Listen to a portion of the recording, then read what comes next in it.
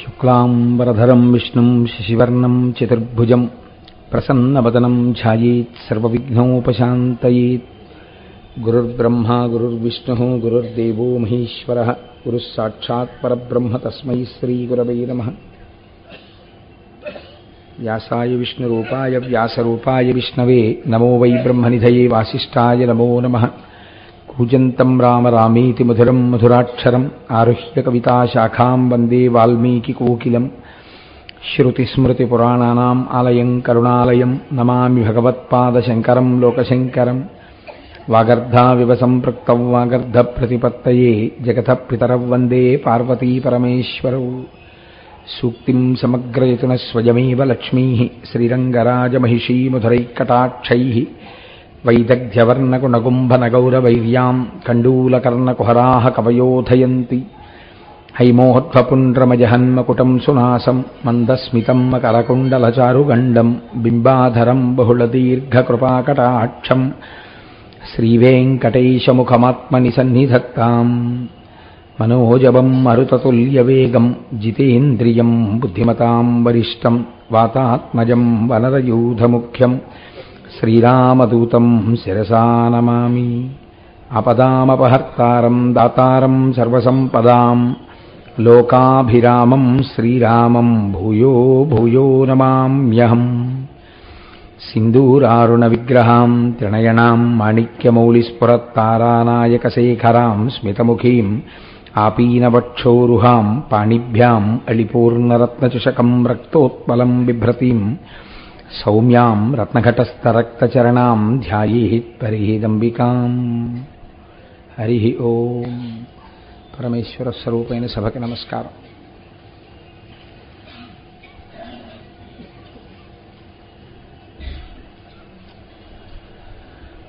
ధవళవపుషమిందోర్మండలే సన్నివిష్టం భుజగవలయహారం భస్మదిగ్ధాంగమీశం.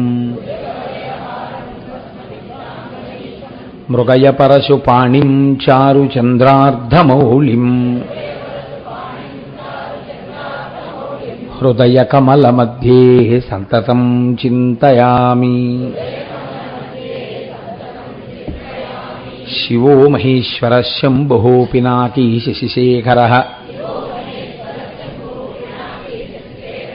వామదేవో విరూపాక్షః Kapardi నీలలోహితః. శంకరः శూలపాణిశ్చ ఖట్వాంగీ విష్ణువల్లభః. CP విష్ణోంబికానాథः శ్రీకంఠో భక్తవత్సలः.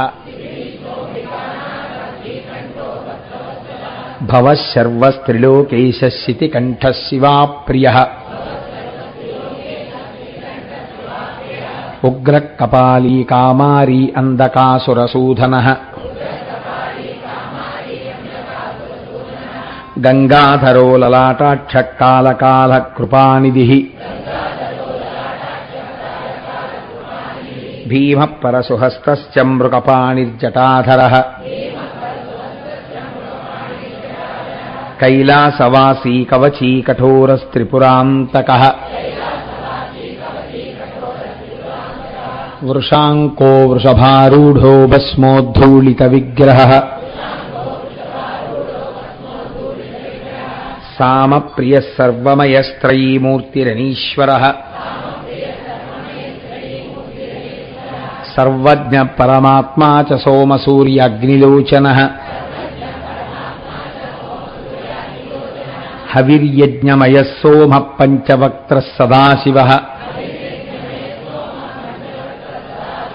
విశ్వేశ్వరో వీరభద్రో Gananatha ప్రజాపతిః.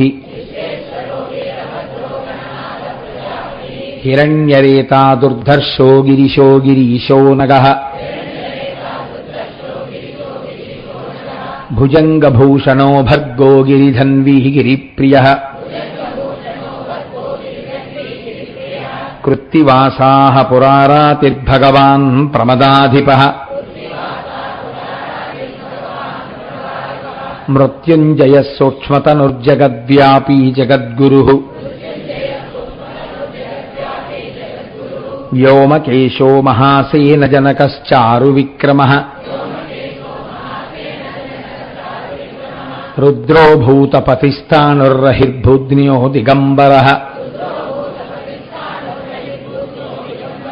అష్టమూర్తిరనేకాత్మా సాత్వికః శుద్ధ విగ్రహః శాశ్వత ఖండపరశుః అజపాశ విమోచకః మృఢ పశుపతిర్దేవో మహాదేవో వ్యయో హరిః పూషదంతభిదవ్యగ్రో దక్షాద్ధరహరోహరః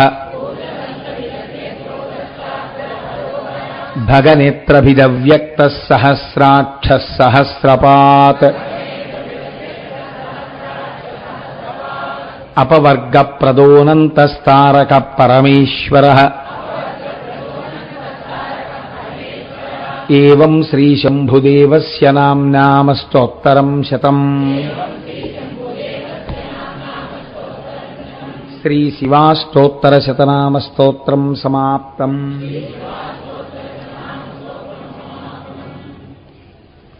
హరి ఓం. నిన్నటి రోజున మీకు అంధకాసురుని యొక్క చరిత్రని వివరించి ఉన్నారు. పుట్టిగుడ్డువాడైనటువంటి వాడు ఈశ్వరానుగ్రహం చేత త్రిశూలము యొక్క స్పర్శ చేత ఎటువంటి స్థితిని పొందాడో, శంకరుడి యొక్క ప్రమథగణములలో ఒకడుగా ఎలా మారాడు అన్న విషయాన్ని, అందులో అంతర్లీనముగా ప్రతిపాదింపబడినటువంటి తత్వాన్ని, మనుష్య జీవితమునందు పెట్టుకోవలసినటువంటి ధ్యేయం గురించి మీకు కొన్ని మాటలు నేను విజ్ఞాపన చేసి ఉన్నాను. ఇవాళ త్రిపురాసుర సంహార వృత్తాంతం గురించి 4 మాటలు చెప్తాను. ఈ త్రిపురాసుర వృత్తాంతం శంకరుడి యొక్క లీలలలో, శంకరుని యొక్క ఆయన చేసినటువంటి రాక్షస సంహారములలో చాలా ప్రధానమైనదిగా చెప్పబడుతుంది. దీనికి ఉన్నటువంటి స్థాయి బహుశః ఏ ఇతర రాక్షస సంహారమునకు లేదు. ప్రత్యేకించి శంకరుడు చేసినటువంటి రాక్షస సంహారములలో ఇతరమైన వాటికి త్రిపురాసుర సంహారముతో సమానమైనటువంటి ప్రతిపత్తిని ఇవ్వరు.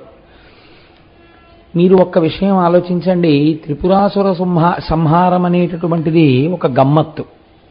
ఎందుచేతనంటే అమ్మవారికి సాధారణంగా మనందరం పిలిచేటటువంటి పేరు త్రిపుర సుందరి. ఆయన త్రిపురాంతకుడు. ఆవిడేమో త్రిపుర సుందర, ఈయనేమో త్రిపురాంతకుడా. వీళ్ళిద్దరూ ఆది దంపతులా? వీళ్ళిద్దరూ ఇంతకాలం నుంచి ఇంత అందంగా దాంపత్యం వెళ్ళిపోతోందా? ఏమిటి ఆశ్చర్యం? అలా ఉంటుందా లోకంలో? భర్తేమో దాన్ని పాడు చేసేవాడు, భార్య ఏమో దాని చేత సౌందర్యవతిగా చెప్పబడినది. వీళ్ళిద్దరిది కలిపి ఆది దంపతులు. వాళ్ళిద్దరూ దాని విషయంలో ఏమీ దెబ్బలాడుకోరు, చక్కగా అన్యోన్యంగా కాపరం చేస్తారు. ఇద్దరి విషయంలోనూ ఈ త్రిపుర అనేటటువంటి మాట అనుసంధానం చేస్తారు. అసలు ఇంకా చెప్పాలంటే త్రిపుర అన్న పేరే ఉంది అమ్మవారికి. శంకరుడికి త్రిపుర అని పిలవరు, త్రిపురాంతకుడు అంటారు. త్రిపురములను అంతము చేసినవాడు అంటారు. ఇలా ఎందుకు జరిగింది తత్వంలో? అసలు ఆ త్రిపురాసురులెవరు? ఎవరో ఒక్క రాక్షసుడి గురించి చెప్తారు తప్ప వాళ్ళ ముగ్గురి పేర్లని పక్కన పెట్టింది పురాణం. లోకం సాధారణంగా ఏమని పిలుస్తుందంటే త్రిపురాసుర సంహారం జరిగిందండి అంటారు. ఇందులో ముగ్గురికి 3 పేర్లు ఉన్నాయి. కానీ ఎవరి పేరు వాళ్ళకి పెట్టి వాళ్ళని అంతం చేసిన వాడిగా శివుణ్ణి పిలవరు. త్రిపురాంతకుడు, త్రిపురారి అని పిలుస్తూ ఉంటారు. అసలు అలాంటి పేరు ఎందుకు వచ్చింది? ఈ లీల వెనకాతల ఉన్నటువంటి తత్వమేమి అన్నదాన్ని మనం ఈశ్వరుని యొక్క అనుగ్రహము చేత కొంత పరిశీలన చేసేటటువంటి ప్రయత్నం చేద్దాం. మీరు తారకాసురుడి గురించి విన్నారు. తారకాసురుడు సుబ్రహ్మణ్యేశ్వర స్వామి వారి చేతిలో నిహతుడైనటువంటి రాక్షసుడు. లోకాల్ని చాలా కాలం బాధ పెట్టినటువంటి వాడు. ఆయనకు ఒక 3 కుమారులు. ఆ 3 కుమారులే పెద్దవాడి పేరు తారకాక్షుడు, రెండవ వాడి పేరు కమలాక్షుడు, మూడవ వాడి పేరు విద్యున్మాలి. ముగ్గురివి 3 పేర్లు.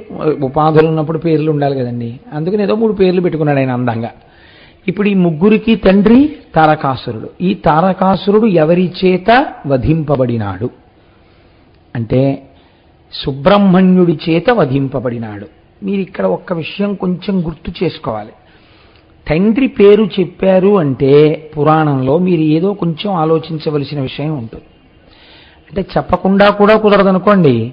తారకాసురుడు తనకి చావు రాదు అని ధైర్యం ఎందుకు పెంచుకున్నాడు అంటే, పరమశివుడికి వీర్యము స్ఖలనమైతే దాని వలన కుమారుడు సంభవిస్తే ఆ కుమారుడి వలన నేను మరణించాలని కోరుకున్నాడు. ఆయన నమ్మకం ఏమిటంటే, శంకరుడు కామారి, కాముని పట్ల శత్రుత్వం ఉన్నవాడు, ఆయన కామమునకు లొంగడు కనుక వీర్యము స్ఖలనము కాదు. స్ఖలనము కాదు కాబట్టి కొడుకు పుట్టడు, కొడుకు పుట్టడు కాబట్టి తనకి మరణం లేదు. అంటే మరణము లేకుండా ఉండడం అన్నది కుదరదని బ్రహ్మగారు అన్నారు కాబట్టి ఆయన ఇంకొక వైపు నుంచి నరుక్కొచ్చాడు. ఇంత ప్రయత్నం చేసినా సుబ్రహ్మణ్యుడు ఆవిర్భవించాడు, తారకాసుర సంహారం జరగనే జరిగింది. ఇప్పుడు ఆ కొడుకులు ఏ ఆలోచన పొందాలండి? రేపు ప్రపంచంలో మరణం అనేటటువంటిది శరీరమునకు సంబంధించిన విషయము. మీరు కేవలం ఆ ముగ్గురు గురించి మాట్లాడకండి. వాళ్ళ గురించి వాళ్ళేదో చాలా అజ్ఞానంలో ఉన్నట్టు, వాళ్లే వరాలు అడిగినట్టు మీరు భావన చేస్తే చాలా తప్పు. పురాణ ప్రవచనము, పురాణము వినడము అనేటటువంటిది దేని కొరకు వస్తుందో తెలుసా అండి? మన అజ్ఞానాన్ని పోగొట్టుకోవడానికే వస్తుంది. శృతి, స్మృతి, పురాణము. ప్రమాణము శృతి, దానిలో చెప్పబడిన విషయమును ఆచరణలోకి తెచ్చుకొనుటకు స్మృతి. వేదములో చెప్పబడిన దాన్ని భూతద్దంలో చూపించి బాగా మనస్సులో నాటుకునేటట్టుగా చేయగలిగినటువంటి ఇతివృత్తముతో కూడినది పురాణము. అలాగని ఏదో ఒక కథ చెప్పచ్చా? కల్పిత కథతో చెప్పకూడదు. వంశానుచరితం చేయవ, యథార్థముగా జరిగినటువంటి విషయాన్ని మాత్రమే పురాణం మాట్లాడాలి. ఇప్పుడు తండ్రి చావు ఉండకూడదని ఎంత ప్రయత్నించినా చచ్చిపోయాడు.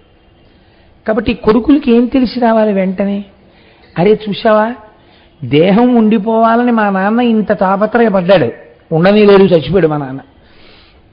ఇదే మా తండ్రి చతుర్ముఖ బ్రహ్మగారు ప్రత్యక్షమైనప్పుడు, ఈశ్వర నీ అనుగ్రహము చేత నేను మళ్లీ పుట్టవలసిన అవసరము లేని జ్ఞానము నా యందు భాషించుగాక అనో, లేకపోతే విభీషణుళ్ళ నేను ఎప్పుడూ ధర్మము తప్పని స్థితి నాకు కలగాలను అడిగి ఉంటే ఇవాళ మా నాన్న చరిత్ర వేరొక రకంగా ఉండేది.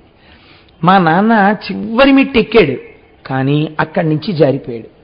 తపస్సు చేశాడు, చతుర్ముఖ బ్రహ్మగారిని ప్రత్యక్షం చేసుకున్నాడు. అడగకూడనిది అడిగాడు తప్ప అడగవలసినది అడగలేదు. ఇది మా నాన్న జీవితంలో పెద్ద పొరపాటని పిల్లలు గుర్తించాలి. అలా గుర్తిస్తే వాళ్ళు ఏమవుతారండి? వాళ్ళు చాలా ఉన్నతమైన మార్గానికి వెళ్తారు. ఇప్పుడు త్రిపురాసురులు అలా గుర్తించలేదు అంటూ కథ ప్రారంభం. మీరు త్రిపురాసురుల మీద మాత్రమే పెట్టి వాళ్ళేదో చాలా తప్పులు చేసిన వాళ్ళల్లా, మనం శౌనకాది మహర్షుల్లా, మనం ఏమీ తప్పు చేయని వాళ్ళల్లా మనం అనుకుండిపోయాం అనుకోండి, మనది తప్పే. ఇది చెయ్యకూడదు అని తెలిసాక చెయ్యకుండా ఉండని వాళ్ళెందరూ? ఎందుకు చేస్తాం? ఏ తప్పదులేండి, ఏదో భగవంతుడు చూసి చూడక వదిలేస్తాడు అని చేసేస్తుంటాం. అలా అయ్యో ఇలాంటి తప్పులు చేసినటువంటి వాళ్ళు అలాంటి ఫలితాలు అనుభవిస్తున్నారని మీకు తెలిసి మీరు ఆ తప్పుని ఏదో ఒక రకమైనటువంటి నచ్చ చెప్పుకునే రీతిలో మనస్సుకి కొనసాగించడాన్నే మనం ఇష్టపడతాం. ఎందుకు ఇష్టపడతాం? కారణము కేవల అజ్ఞానము. శరీరముతోడి ఉన్నటువంటి సంబంధాల్ని దృష్టిలో పెట్టుకుని మనం ఈ రకమైన పనినే చేస్తాం. పురాణం మన మీద పెట్టకుండా అందంగా ఎత్తి చూపిస్తుంది. ఒక్కొక్కరు తన మీద ఉన్న పెద్దలు చేసిన తప్పు చూస్తారు, చూసి దిద్దుకుంటారు వెంటనే. కొడుకు అలా ఉండడు. హిరణ్యకశిపుడు చాలా నేరం చేసినటువంటి వాడు, కానీ లీలావతి గర్భంలో ఉండగా విన్నాడు నారదుడు. కానీ ప్రహ్లాదుడు చేశాడా తప్పు? చెయ్యలేదు. తన ముందు వాడు చేసింది చేయలేదు, తన తరువాతి వాడు చేసినప్పుడు కూడా వచ్చి ఈశ్వరుడితో అదే చెప్పాడు. బలిచక్రవర్తిని కట్టేస్తే ప్రహ్లాదుడు వచ్చి ఆయన ఒక మాట అంటాడు, ఇతనికి ముందు నీవింద్ర పదంబిచ్చి నేడు తిప్పుటయ్యను నెరయ మేలు మోహనాహంకృతి గర్వాంధతమస వికారంబుదాని మాన్పి కరుణ రక్షించుటయు కాక శిక్షించుటే తత్వజ్ఞునకు మహేంద్రత్వమేల నీపాదకమలంబు నియతి కొల్చిన తాని పోలునే సురరాజ్య భోగపరత గర్వమే పార కన్నులు కనరావు చెవులు వినరావు చిత్తంబు చిక్కుపడును సేవలన్నీయు మరచు నీ మహిమమాన్పి మేలు చేసితివి నీ మేర మెటి చూపి అంటాడు. ఎందుకయా దిక్కుమాలిన పదవులు, ఎందుకయా దిక్కుమాలిన రాజ్యాధికారాలు? చాలా బిజీగా ఉన్నాను, చాలా బిజీగా ఉన్నాను, చాలా బిజీగా ఉన్నానని తిరిగేస్తూ కాలం గడిచిపోయి నీ సేవలన్నీ మరిచిపోయి నీకు నమస్కారం చేయడం మర్చిపోయి ఇచ్చిన జీవితం వెళ్ళిపోయిన తరువాత మళ్ళీ అధోలోకాలకు వెళ్ళిపోవడానికి పనికొస్తోందేమో కానీ ఇది ఏం ఉద్ధరిస్తుందయా? నీ పాదకమలంబు నియతి కొల్చిన దాని పోలునే సురరాజ్య భోగపరత. నీ పాదములను పట్టి నమ్మి పూజ చేసి పరవశించిపోయేటటువంటి వాడికి దేవేంద్ర పదవి మాత్రం సరిపోతుందా? వాడు ఎంత అదృష్టవంతుడయ్యా, ఎంత ఆనందంగా ఉంటాడయ్యా. నీ పాదములను నమ్మి జీవించిన వాడెవరో వాడు కదా అదృష్టవంతుడు. ఎవరికి కావాలి ఈ పదవులంటాడు అని బలిచక్రవర్తిని రక్షించాడు. ఒక్కొక్కడు తనకి ముందు జరిగిన పొరపాట్లని తాను ఆదర్శంగా తీసుకోకుండా ఇప్పుడు మనం ఆ చరిత్రలో ఉన్నటువంటి నీతిని ఆదర్శంగా తీసుకుని తన జీవన పథాన్ని దిద్దుకుంటాడు. దీనికోసమే మీకు పురాణము యొక్క ప్రధాన ప్రయోజనము. ఒకే పొరపాటు చేస్తూ ఆ పొరపాటు యొక్క అనుషంగిక ఫలితములు ఎలా ఉంటాయో, చిట్ట చివరికి దాని ఫలితాలు ఎలా ఉంటాయో చూపించడానికే మీకు 1కి 10 మార్లు ఇవే కథలు ఆవిష్కరింపబడతాయి. మీరు చూడండి, భక్తుడైతే రక్షణ, భగవద్విరోధ మార్గంలో విరుద్ధ మార్గంలో వెళ్ళిన వాడైతే శిక్షణ. అంతే, 2 ఫలితాలు. ఏ కథ చెప్పినా ఇదే. తారకాసురుడు అలా మరణించాడు. ఆయన 3 కొడుకులకి బుద్ధి వచ్చిందని మీరు అనుకుంటున్నారా? రాలేదు. వాళ్ళు 3 మళ్ళీ వెళ్ళి చతుర్ముఖ బ్రహ్మగారి కోసం తపస్సు మొదలుపెట్టారు. చాలా గొప్ప తపస్సు చేశారు. అందులో ఉగ్ర తపస్సు. చతుర్ముఖ బ్రహ్మగారు ప్రత్యక్షమయ్యారు. ఏం కావాలి మీకని అడిగారు. అంతే, స్టీరియో. మీరు వింటున్నారు కదా, ఎన్ని మాటలు ఎన్ని పురాణాలు చెప్పినా అంతే, అదే కోరిక. ఏమిటా కోరిక? మేము చచ్చిపోకూడదు.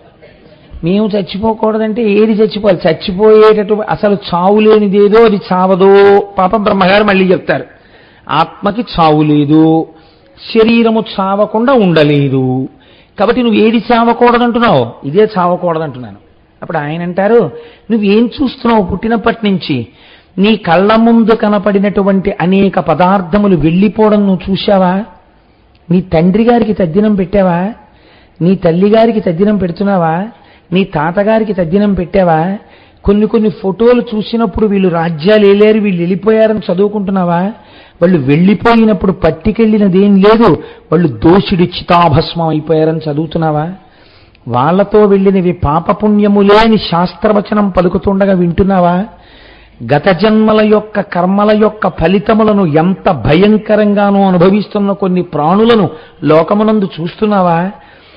మరి ఇన్ని చూసి కూడా నేను ఉండిపోతానని అంటావేంటి? దేహంతో ఉంటానంటావేంటి? ఇది జగత్తు యొక్క ధర్మము. పంచభూతములతో తయారు చేయబడిన ఈ శరీరము జగత్తులో అంతర్భాగం. ఇది వచ్చినది, దీనికి వచ్చిన తేదీ ఉంది. వచ్చిన తేదీ ఉంది కాబట్టి దీనికి వెళ్ళిపోయే తేదీ ఉంది. అది నీకు తెలియకపోవచ్చు, ఈశ్వరుడికి తెలుస్తుంది. ఆయన ఒకనాడు దీన్ని మళ్ళీ బ్రహ్మాండంలోకి కలుపుతాడు. ఎందుకంటే నీలాగే మళ్ళీ ఒక ఉపాధితో రావాలని కోరుకుంటున్న వాళ్ళు కొన్ని కోట్ల మంది ఉన్నారు. వాళ్ళు నీటి బిందువులను ఆశ్రయించి భూమి మీద పడుతూ ఉంటారు.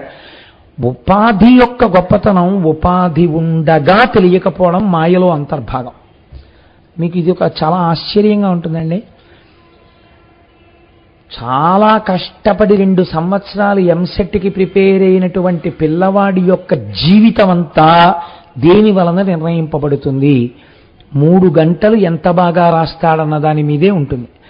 3 గంటలు చాలా బాగా రాశాడనుకోండి, గురి కుదిరి అంతే. వాడికి ఎంసెట్ రిజల్ట్స్ డిక్లేర్ అయిన తర్వాత మొదటి 50 ర్యాంకుల్లో ర్యాంక్ వచ్చిందనుకోండి, వాడికి హాయిగా కోరుకున్న కాలేజీలో కోరుకున్న బ్రాంచ్ దొరుకుతుంది. ఆ తర్వాత క్యాంపస్ సెలక్షన్లో పెద్ద కంపెనీలో ఉద్యోగం వస్తుంది. ఉద్యోగం వచ్చిన తర్వాత వాడు కారులో తిరుగుతుంటాడు. వీడికన్నా తెలివైన వాడే ఆ 3 గంటలు వీడిలా పరీక్ష కూర్చోగానే వీడికి ఇష్టమైన పాటలు వీడి దురదృష్టవశాత్తు పక్కనే ఉన్న కళ్యాణ మండపంలోంచి వినపడుతున్నాయి. వీడి దృష్టి అంతా దాని మీదకి వెళ్ళింది అంతే.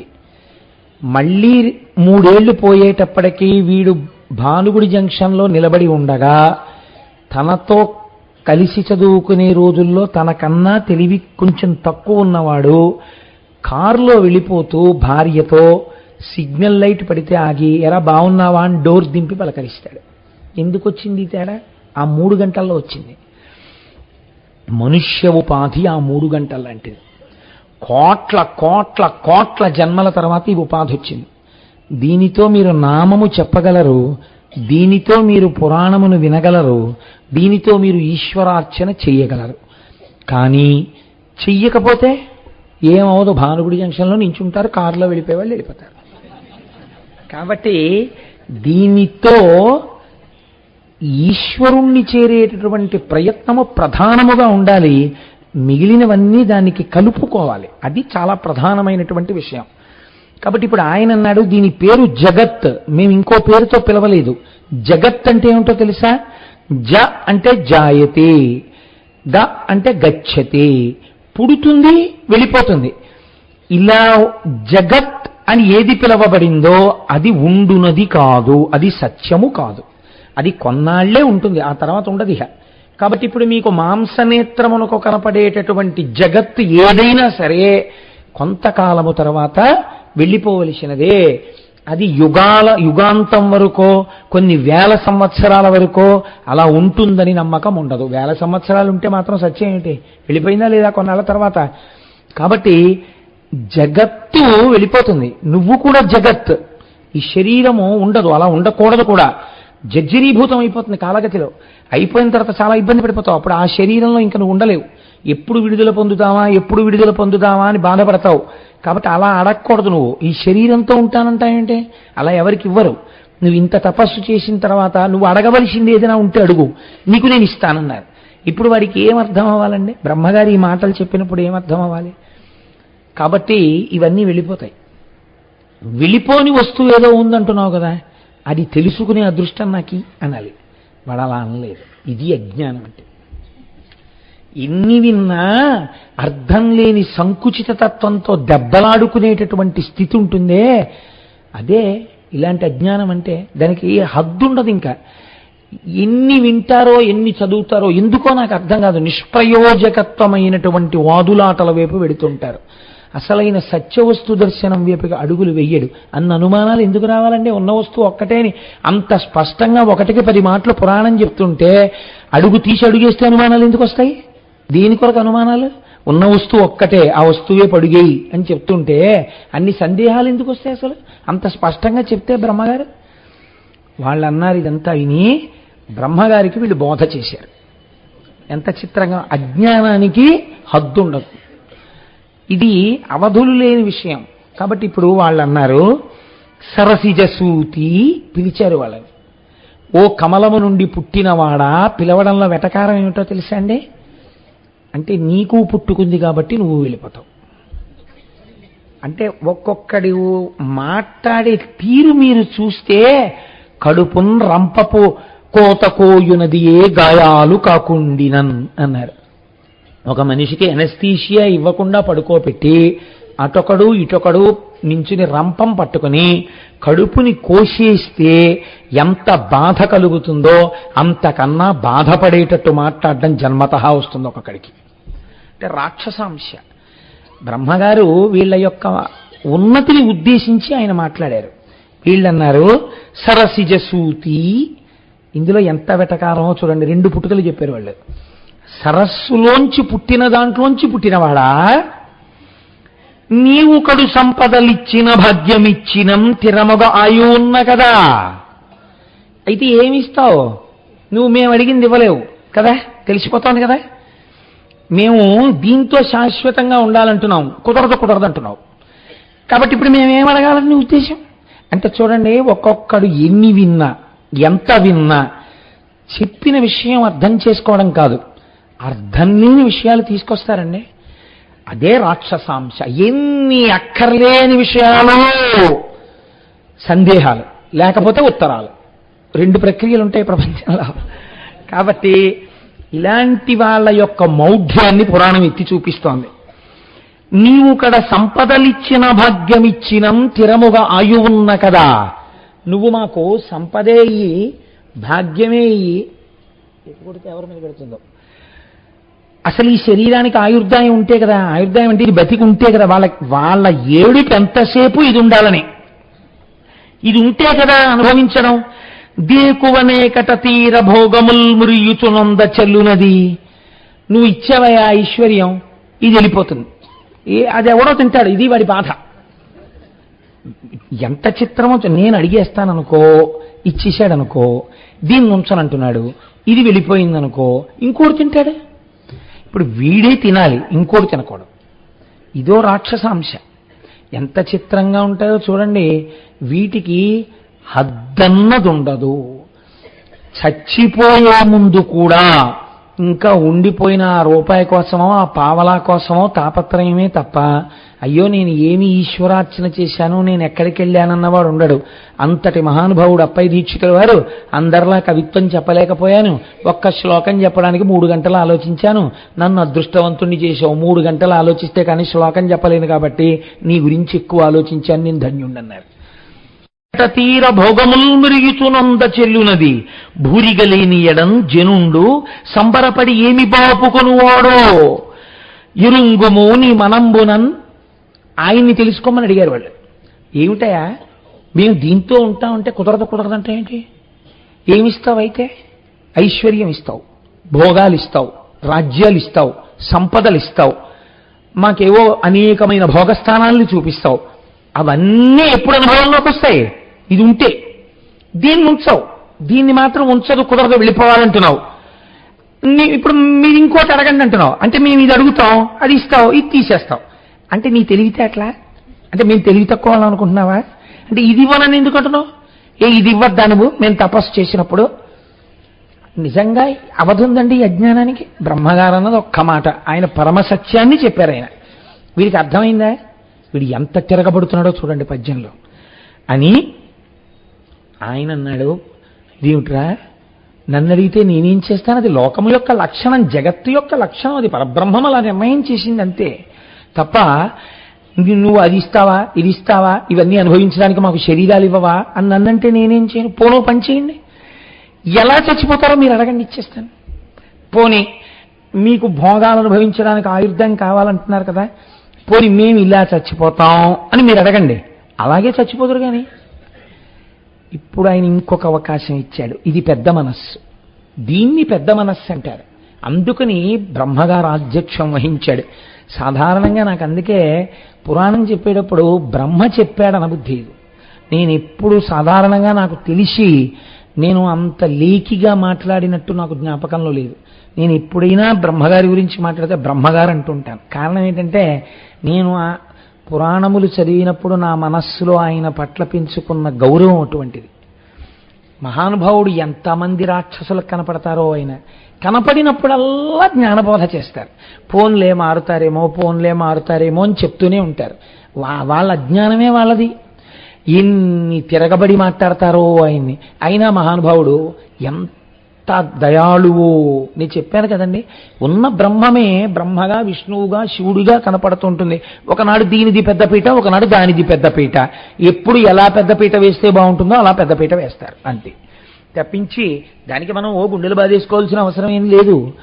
ఇప్పుడు మా ఇంట్లో నాకు పెళ్ళి అవుతోంది అనుకోండి, నాకు పెళ్ళైతే నాకు బుగ్గం చుక్కెడతారు, నాకు పారాణి రాస్తారు, పెళ్లి కొడుకు కదా అని నన్ను కారెక్కిస్తారు కదా, నన్ను కారెక్కిస్తారు. కానీ అదేంటి, వాడి పెద్ద తండ్రి నేనున్నాను, పిన్న తండ్రి నేనున్నాను, వీడు కారెక్కడం ఏంటి, వీడు బుగ్గం చుక్కట్టుకోవడం ఏంటి, వీడు పారాణి ఇట్టుకోవడం ఏంటి, వీడు పెళ్లి బట్ట కట్టుకోవడం ఏంటి, నే కట్టుకుంటానంటారేంటి మా పెద్దనాన్నగారు. అలా అనరు. నాకు పెళ్ళి అయిపోయింది, రేపు మా అబ్బాయి పెళ్లి చేస్తాను. మా అబ్బాయి పెళ్లి చేసేటప్పుడు ఏట్రా నిన్న కన్న తండ్రిని, నాకుండదేమిటి ఈ ముచ్చటంతాను, నేను మీ అమ్మ కూడా బొగ్గం చొక్కలెట్టుకుని కారు ఎక్కుతాం, నువ్వు రా వెనకాల నడిచి అంటే మా అబ్బాయి ఏమంటాడు, బుద్ధి ఉందా లేదా నీకు బొగ్గ చొక్క ఏంటంటాడు.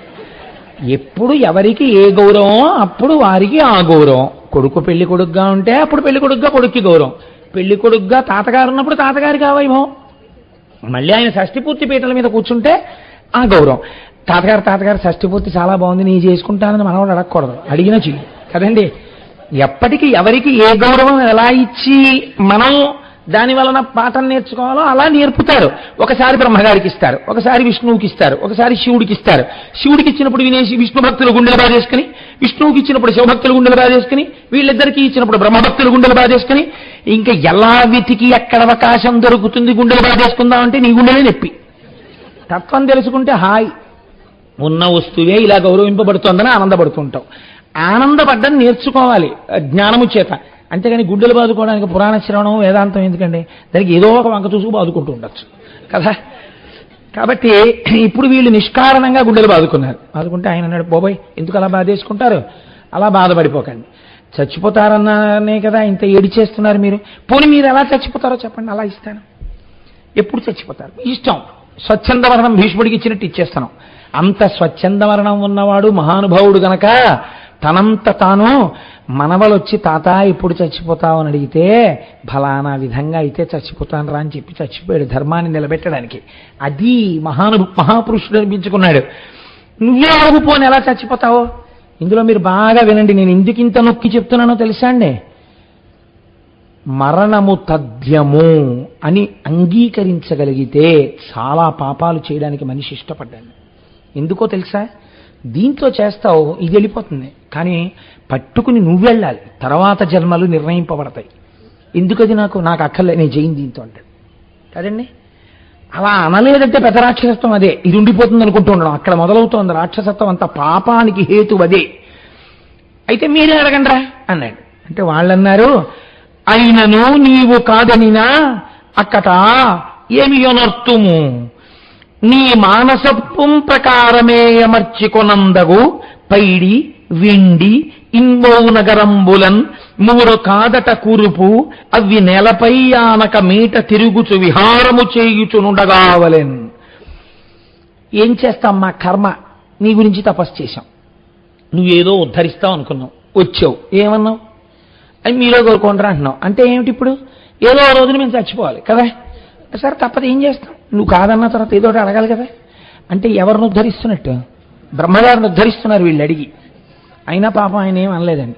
సరే ఓ పని చేయి, అయినను నీవు కాదని అక్కట బాధపడిపోతున్నారు పాపం. ఏం చేస్తానులే, నువ్వు కాదంటే నీ శక్తి లేదంటే పోనీ అలాగే అడుగుతాం. ఏం చేస్తావు? ఒక బంగారు నగరం ఒకటి నిర్మించు, మయుణ్ణి పిలిచి. ఒక వెండి నగరం ఒకటి నిర్మించు, ఒక ఇనప నగరం నిర్మించు. మా ముగ్గురు అన్నదమ్ములం మూడింటిలో ఎక్కుతాం. ఈ మూడు ఆగకుండా తిరుగుతూ ఉండాలి ఆకాశంలో.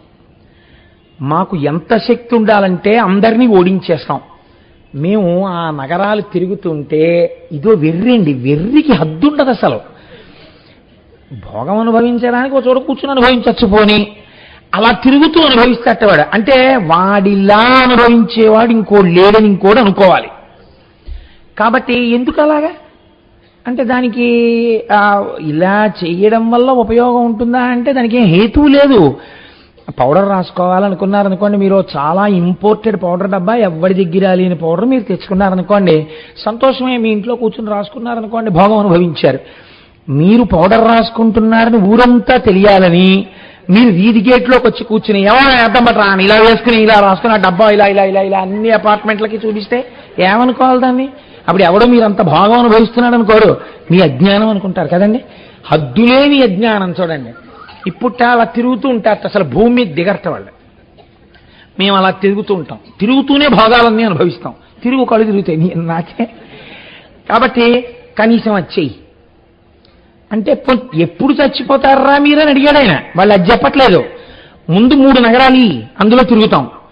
సరే ఎలా చచ్చిపోతారు నేను అది అడిగాను కదా మిమ్మల్ని, చెప్తావా? ఉండు, ఎలా చచ్చిపోతాం అనుకుంటున్నావు?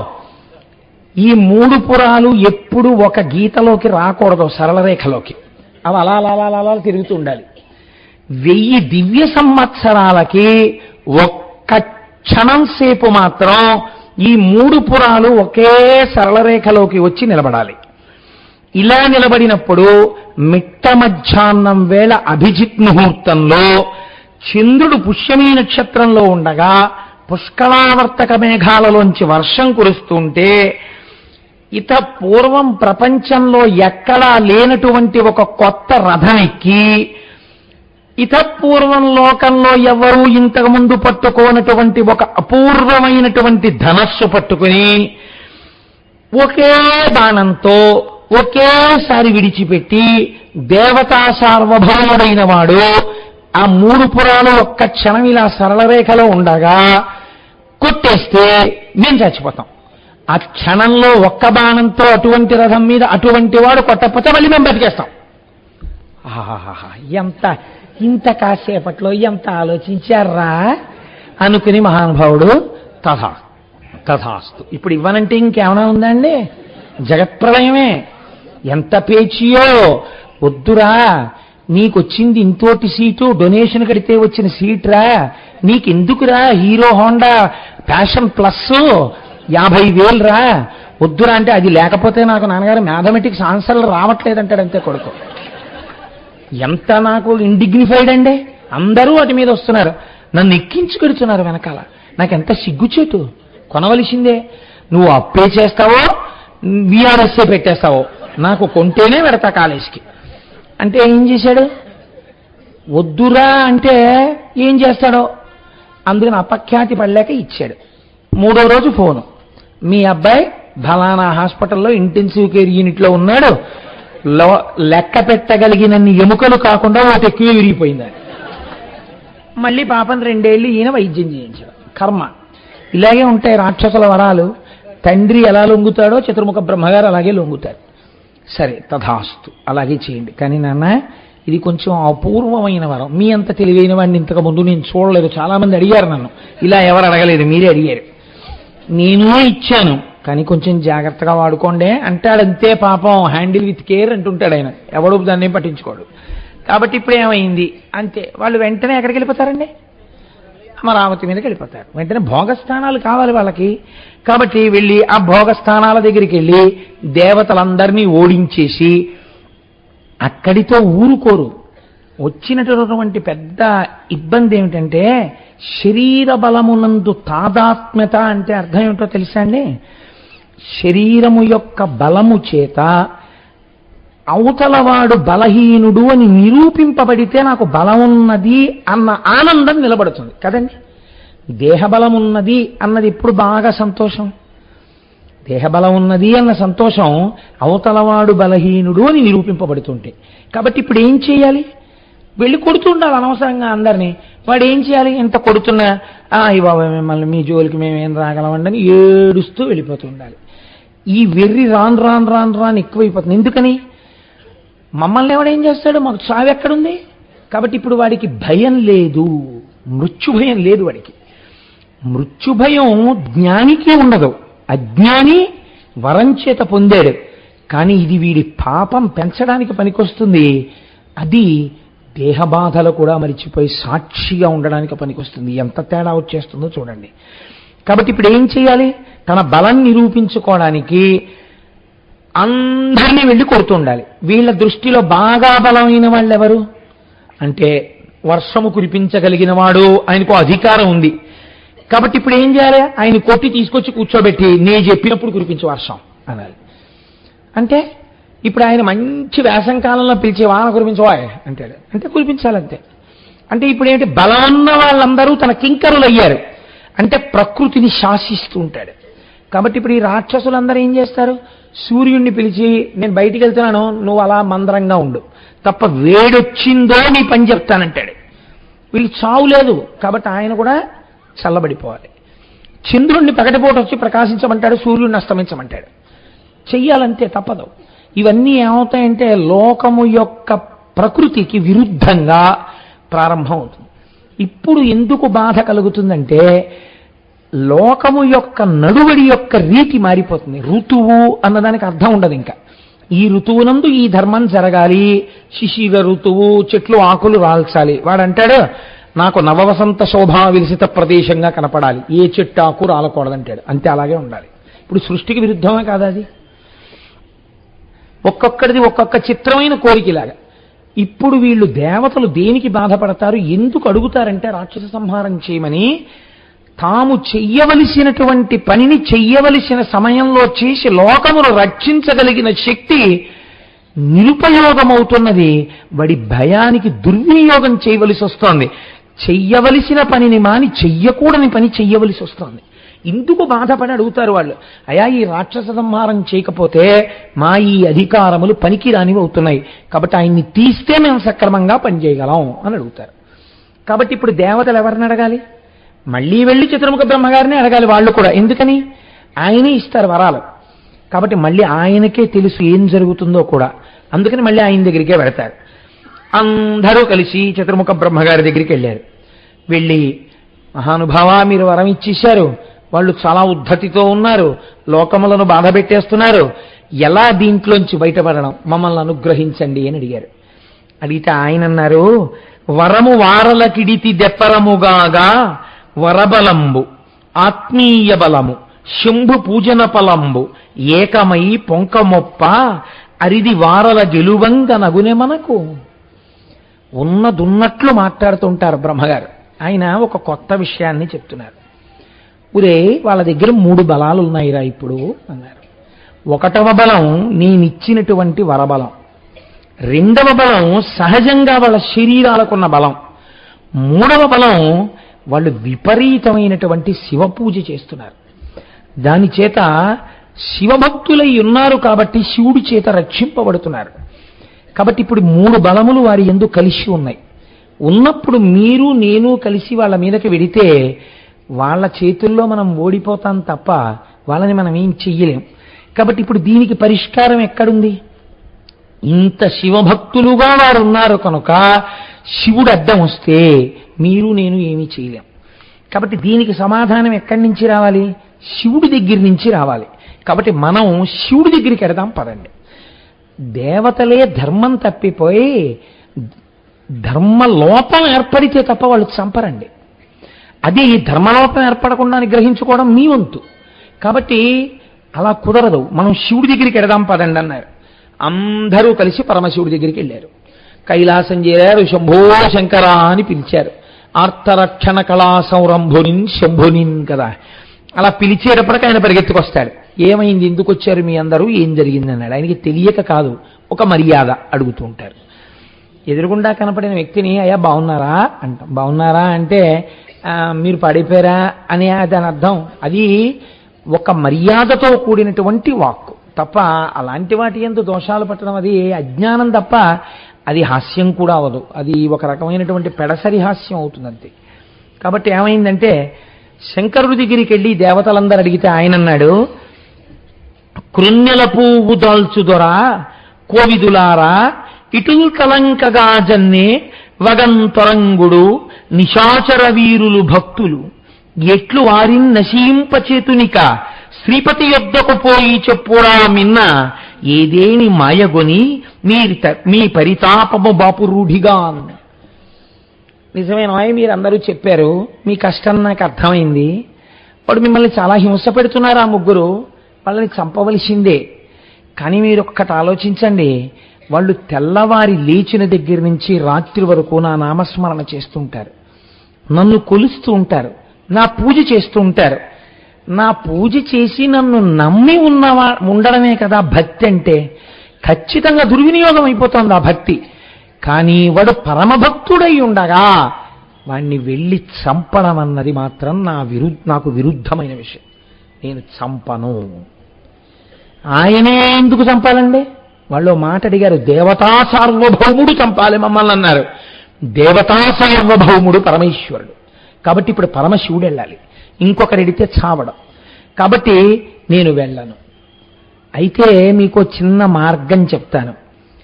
ఎవడు చాలా భక్తి తత్పరులై వాళ్ళు తన యందుంటే వాళ్ళు తన పట్ల భక్తి లేకుండా పాడైపోయే మార్గం ఈ రూపంతో నేనే చెప్పకూడదు, నేనే ఇంకో రూపంతో కూడా ఉంటాను. ఆ రూపాన్ని అడగండి, అది చెప్తుంది ఆ మాయ ఏమిటో. అదే విష్ణు రూపం కదండి. ఆ ఈశ్వరుడైనా మరి బ్రహ్మగారైనా విష్ణువైనా శివుడైనా. కాబట్టి ఇప్పుడు ఆయన అన్నాడు, నాకు భక్తులుగా ఉండగా చంపలేను అంటే ఏమిటి దాని అర్థం? నాకు భక్తులు కాకుండా పోతే చంపేస్తాను. అలా ఎలా అయిపోతారో నేను చెప్పకూడదు, బాగుండదు. వాళ్ళు నన్ను భక్తితో కొలుస్తుంటే వాళ్ళకి నా భక్తి ఎలా పోతుందో ఎలా చెప్తాను? విష్ణుమూర్తిని అడగండి, ఆయన చెప్తాడు. ఈ చెప్పడంలో వెటకారం ఉందని మీరు అనుకుంటున్నారా? లోకములను రక్షించేటటువంటి హేతు ఉంది, కానీ తన భక్తులయ్యుండగా ఈ స్వరూపంతో చెప్పకూడదు. శివుడిగా విష్ణు రూపంతో చెప్పచ్చు, అదే బ్రహ్మం. వాడి దృష్టిలో విష్ణువు వేరు, శివుడు వేరు. కాబట్టి వాడు అలా అన్నాడు. వాడు నేను శంకర భక్తుడినే కానీ విష్ణు భక్తుడిని కానన్నాడు. కాబట్టి అట్నుంచి రావచ్చు ఈ మాట. కాబట్టి ఆయన్ని చెప్పమనండి, ఆయన ఏదో ఒక మాయ చేస్తాడు, చేసి మిమ్మల్ని రక్షిస్తాడు. మీరు చూడండి, మనం ఓ మాట అంటుంటాం, ఏమండి అనుకోకుండా ఎలాగో అక్కడ దాకా వెళ్తున్నాను, అనుకోలేదండి తిరుపతి ఏమో నన్ను 2 రోజులు ఆఫీస్లో ఏదో పని మీద పంపిస్తున్నారు, ఎలాగో తిరుపతి వెళ్తున్నాను కదా, ఒక్కసారి కొండ మీదకి వెళ్ళి దర్శనం చేసుకుందాం అనుకుంటున్నాను, ఏమీ టికెట్లు లేవు, రేపే బయలుదేరిపోతున్నాను, తిరుపతిలో మీకు తెలిసినవారు ఎవరైనా ఉంటే కొంచెం ఏమైనా దర్శనానికి ఏర్పాటు చేసి పెడతారు ఏంటండి అన్నారు అనుకోండి, మీకేం పర్వాలేదు ఉండండి అని చెప్పి ఏదో సెల్ నెంబర్కి ఫోన్ చేసి ఎవరితోనో మాట్లాడతారు, రమ్మనండి నేను చూసుకుంటాను, వచ్చి బలానా చోట కలవమనండి అన్నారు అనుకోండి. ఈయన ఏమంటాడు, ఓ మాట అంటాడు, మీకేం పర్వాలేదండి, ఇగో నీ నెంబర్ ఇస్తున్నాను కదా, మీరు కొండ మీదకి వెళ్ళి ఫోన్ చేసి ఆయన్ని కలవండి, ఆయన చూసుకుంటాడంత, ఆయన ఏదో ఒకటి చేస్తాడులేండి అంటారు. ఏదో ఒకటి చేస్తాడులేండి అంటారు. ఏదో ఒకటి చేస్తాడులేండి అంటే ఏదైనా చేసి దర్శనం చేయిస్తాడు కదా. ఏం చేశాడన్నది మీకు అనవసరం, మీరు దర్శనానికి వెళ్ళాలంతే, మీ ప్రయోజనం నెరవేరుతుంది. కాబట్టి ఆయన ఏదో చేస్తాడులేవయా మాయా, మీరు వెళ్ళండి అన్నాడు ఆయన. అంటే మీకు అర్థం కాంది అది, కాబట్టి మీరు వెళ్ళండి అక్కడికి అన్నాడు. చాలు, పోనీ నువ్వు చంపకపోయిన దారి చెప్పావు, ఇప్పుడు ఆయన చేస్తాడు, చేశాక వాళ్ళు దారి తప్పుతారు, అప్పుడు నువ్వు వస్తావు, అప్పుడు వస్తాను నీ దగ్గరికి అని మనసులో కృతజ్ఞత చెప్పుకుని వీళ్ళందరూ మళ్ళీ ఎక్కడికి వెళ్ళిపోయారు, వైకుంఠానికి వెళ్ళిపోయారు. వెళ్ళిపోయి శ్రీమన్నారాయణుణ్ణి కీర్తించారు. ఆయన ప్రత్యక్షమయ్యారు. ఏం కావాలి మీకన్నారు. తెలియనట్టు అడుగుతుంటారు, అన్నీ తెలుసు. మళ్ళీ కథ అంతా చెప్పారు. ఆహా, శంకరుడు పంపాడా, నిజంగా వాళ్ళ మధ్య భేదాలు ఉంటేనండి ఆయన చెప్పడండి నేను విన్నాడు, మనం చంపితే చంపమల్లా అయితే మానే మనం నా దగ్గర పంపిస్తే నేనేం చేస్తాను అనుకున్నాడు అనాలి. అలా వాళ్ళు ఏం అనుకోరు ఎప్పుడు. ఆయన చెప్పింది నేను వింటాడు, ఈయన చెప్పింది ఆయన వింటాడు, మధ్యలో మనకే లేనిపోయిన హడావిడి అంతాను. కాబట్టి ఆయన ఏం చేశారు, ఓహో శంకరుడు పంపాడా, తప్పకుండా అయితే ఇలా కూర్చోండి అన్నాడు. కూర్చోమ్మని ఒక్కసారి ఒక్క ఆలోచన చేసి, మనకి చూడండి సినిమాల్లో ఇలా అంటారు, అలా ఒక చిన్న మాయ చేశాడు ఆయన. మాయ చేయడం అంటే ఆయన ఏం చేశాడో మీకు తెలియకపోవడం అంతే కదండి. అందుకని ఆయన చేశాడు అంటే లోపల ఒక సంకల్పం చేశాడు. ఆయన సంకల్పము చేత ఆయన చేయగలిగిన సృష్టి మీకు తెలియదు, అంతే మాయ అంటేను. ఆయన అంతటి శక్తివంతుడు. ఇప్పుడు ఆయన సంకల్పము వలన ఒక పురుషుడు పుట్టాడు. ఆయన ఎలా ఉన్నాడు, ముండితమైన ఎట్టి శిరమున్ కడు మాసిన ఎట్టి వల్వలున్ దుండమునందు బేల్కయును దోస్థలి బుంచికయున్ దలిర్పగా దండిగ ధర్మ ధర్మయనిదా స్మరించుచు ఒక్కడచ్యుతు నిండగు భక్తిమై తరసి నెక్కని మెక్కి అనుజ్ఞనడ్డుడున్. అంతలో ఒకడు పుట్టాడు. వాడు బోడిగుండుతో ఉన్నాడు, మాసిపోయినటువంటి బట్టలు కట్టుకున్నాడు, ఓ మాసిపోయిన గుడ్డొకటి భుజం మీద వేసుకున్నాడు, చేతిలో పుర్రె పట్టుకున్నాడు, ధర్మము ధర్మము అంటున్నాడు పుడుతూనే. వెంటనే స్వామి అన్నారు, శ్రీ మహావిష్ణువు నీకు నేను పేరు పెడుతున్నాను రే బారసాల. బారసాల అంటాం, బారసాల కాదు బాలసారి దాని పేరు. ఆయన అన్నారు అరిహన్ అని నీకు పేరు పెడుతున్నాను. నువ్వు ఇప్పుడు చేసేటటువంటి పని తక్కువ, నీ ప్రబోధాలు లోకంలో బాగా ప్రచారంలోకి వచ్చి కలిపురుషుడికి బాగా పనికొస్తాయి కలియుగంలో. కాబట్టి ప్రస్తుతానికి నువ్వు ఒక్క పని చెయ్యాలి. ఏం చెయ్యాలో తెలుసా, అరిహన్నామము దాల్చి హరు ఒప్పుము చోటు నీకు అమరిచదా ముందరసి 16 వేలుగా అరుదగునొక మోహశాస్త్రమరింపు వెసన్. 16,000 శ్లోకాలతో వైదిక ధర్మాన్ని పక్కన పెట్టేస్తూ సనాతన ధర్మం యొక్క దారి తప్పిపోయేటట్టుగా, వినడానికి చాలా అందంగా ఉండేటట్టుగా, అబ్బా ఇలాంటి శాస్త్రాన్ని నమ్ముకోవడం చాలా తేలిక, ఇలా అయితే మనం తొందరగా మోక్షానికి వెళ్ళిపోవచ్చు అనిపించేటట్టుగా, అది ఎవడాచరించాడో వాడు పతనమైపోయేటట్టుగా, చక్కగా తేనె రాసినటువంటి విషంలా నువ్వు 16,000 శ్లోకాలతో ఒక సిద్ధాంతాన్ని తయారు చేసుకుని త్రిపురాసురులు పరిపాలిస్తున్న పట్టణాలకెళ్ళి నువ్వు ఒక పెద్ద ఇతి పురుషుల్లా కూర్చుని ఈ ప్రబోధం మొదలుపెట్టు. మొదలు పెడితే క్రమక్రమంగా సనాతన ధర్మంలో ఉన్న వాళ్ళు అటువైపుకు వెళ్ళడం మొదలు పెడతారు. వారి ధర్మము లుప్తమైపోతుంది. వారి ధర్మము లుప్తమైపోగానే వారిని సంహరించడానికి శివుడు వస్తాడు. కాబట్టి నువ్వు వెళ్ళి ఆ బోధ చెయ్యన్నారు. విచిత్రం ఏమిటంటే ఈయన వెళ్ళాడు త్రిపురాసురుల దగ్గరికి. వెడితే ఎవ్వడూ ఈయన బోధ వినలేదు. క్షాతల వైద్యం బోధ అన్నారు. ఆయన తిరిగి వచ్చేసాడు. ఎవరు వింటలేదండి అక్కడ ఈ బోధ, చెప్దామని ఎవరినైనా పిలిచి మొదటి శ్లోకం చెప్పగానే నోరు మోయి ఏమిటి బోధ, సనాతన ధర్మం గొప్పదని వెళ్ళిపోతున్నారు, నన్ను ఏం చేయమంటారని అడిగాడు. మళ్ళీ ఒక్కసారి శ్రీమన్నారాయణుడు ఆలోచించి ఇది గొప్పది అని ఓ పెద్ద ఆయన సర్టిఫికెట్ ఇస్తే మిగిలిన వాళ్ళు నమ్మేస్తారు. కాబట్టి ఇప్పుడు ముందు లోకాలు నిలబడాలి ఈ త్రిపురాసురుల నుంచి. కాబట్టి లోకరక్షణార్థము నారదా నువ్వు ఈ పని చెయ్యవలసిందే. ఒక్కొక్కసారి ధర్మము ఎంత గమ్మత్తుగా ఉంటుందో తెలుసా అండి. మీరు ఒక చిన్న అధర్మాన్ని చేసి ఒక పెద్ద ధర్మాన్ని ఆవిష్కరించారనుకోండి, అప్పుడు ఈ చిన్న అధర్మము లెక్కలోకి రాదు. పెద్దగా చేసినటువంటి ధర్మము ఏది ఉందో అది ఆవిష్కరించడానికి మీరు ఇది చేశారు కాబట్టి ఇది పక్కకి వెళ్ళిపోతుంది. ఇదే చెప్పాడు ఆయన నారదుడితో, ఇదే చెప్పాడు ఆయన ఆ వచ్చినటువంటి అరిహన్మునితోటి. మీకు దీని వలన లోటు రాదు. ఎందుకని? దీని కారణం ఏంటి? అవతల త్రిపురాసుర సంహారం జరగాలి. అందుకని నేను మిమ్మల్ని బోధ చేయమంటున్నాను. కాబట్టి నారదా నువ్వు బయలుదేరి వెళ్ళి త్రిపురాసురుల దర్శనానికి వెళ్ళు. వెంటనే త్రిపురాసురులు ఏం చేస్తారు? లేచి నిలబడి నీకు నమస్కారం చేస్తారు. వాళ్ళకి చెప్పవలసిన మాటలేవో నువ్వు చెప్పి మార్గాన్ని సుగమం చెయ్యి అన్నారు. ఇప్పుడు అరిహన్ముని త్రిపురాసురులలో ఒకటి దగ్గరికి చేరాడు. ఎందుకైనా మంచిది పెద్దవాడి దగ్గరికి వెళ్తే మిగిలిన వాళ్ళు మాట వింటారు కదా అని చెప్పి తారకాక్షుడి దగ్గరికి వెళ్ళాడు. వెళితే ఆయన లేచాడు, నమస్కారం చేశాడు, కూర్చోబెట్టాడు. ఏమిటి మహర్షి ఇలా వచ్చారన్నాడు. అయ్యయ్యో ఏమిటో నీకు తెలీదా, నీ రాజ్యానికి ఒక మహాపురుషుడు వచ్చాడయా, ఎంత గొప్ప సిద్ధాంతం చెప్తున్నాడో, ఎటువంటి దీక్ష ఇస్తున్నాడో నీకు తెలీదా? ఇప్పుడే నేను ఆ దీక్ష తీసుకొచ్చాను. ఎంత గొప్పవాడయా మహానుభావుడు కారణజన్ముడు అన్న. అలాగా, ఎక్కడున్నాడండి అన్న. అదిగో బలానా చోట కూర్చున్నాడు. అయితే ఆయన్ని పిలిపించండి అంతఃపురానికని పిలిపించారు. పిలిపించి ఆ అరిహన్ముని ప్రబోధం చెయ్యమని అడిగాడు. ఏమిటండి మీరు చెప్పేది చెప్పండి అని అడిగాడు. నారదుడు చెప్పాడు కదండి, ఇప్పుడు దానికి ఒక సర్టిఫికెట్ మోరు పడిపోయింది. అందుకని వింటున్నాడు త్రిపురులు. మీరు బాగా జ్ఞాపకం పెట్టుకోండి, త్రిపురాసుర సంహారమునందు పతనమునకు కారణమేది. నేను మీరు క్షమిస్తే మీకు ఒక్క మాట చెప్తా. ఎవరు పడితే వాళ్ళు తెలిసి తెలియక రాసిన పుస్తకాన్ని తెచ్చి మీరు ఇంట్లో పెట్టుకుంటే కొన్ని తరాలు దెబ్బతింటాయి. ఎందుకో తెలుసా అండి? హద్దులేని అజ్ఞానం శాశ్వత రూపాన్ని పొందుతుంది ప్రింట్లో. వేళంబరానికి పుస్తకాలు రాస్తారు. నేను అలా అన్నానని నన్ను క్షమించండి. నేను కొన్ని పుస్తకాలు చదివి నాకు ఎంత కోపం వచ్చిందంటే, మా ఆఫీసులో కొంతమందిని తీసుకొచ్చి ఇవి నిజమా అని అడిగాను. రామాయణం మీద ఒక ఆవిడ ఒక పుస్తకం రాసింది. మీ అందరూ అనుకుంటున్నట్టుగా ఏదో విషంతోటో వృక్షంతోటో చెప్పిన ఆవిడ గురించి నేను మాట్లాడటం లేదు. ఈ మధ్యనే పబ్లిష్ అయింది ఆ బుక్. ఆ పుస్తకాన్ని నేను చదువుతున్నప్పుడు రామాయణంలో సీతా కళ్యాణం దగ్గర నుంచి రామచంద్రమూర్తి జననం దగ్గర నుంచి ఎన్ని అవాకులు చవాకులు రాశారో చెప్పలేను. రాసి ఆ సభాముఖంగా చెప్పడం కూడా నాకు ఇష్టం లేదు. ఎందుకు అజ్ఞానం అని తెలిసి ప్రమాదం అని తెలిసి నేను ఆ బీజాలు చల్లడం. నేను నిజంగా నాకు ఒక ఆయన పెద్ద పేరు కూడా రాసి బహూకరించాడు ఈ పుస్తకం చదవండి అని. నేను అది చూసి చదవడం మొదలుపెట్టాను. ఒక 50 పేజీలు చదివేటప్పటికి కట్టలు తెంచుకుంది నాకు కోపం. ఆఫీసులో నాతో బాగా సన్నిహితంగా ఉండేటటువంటి వాళ్ళు కొంతమంది ఉన్నారు. వాళ్ళని పిలిచి నేను అండర్లైన్ చేసి ఈ పుస్తకం చదవండి అని అడిగాను.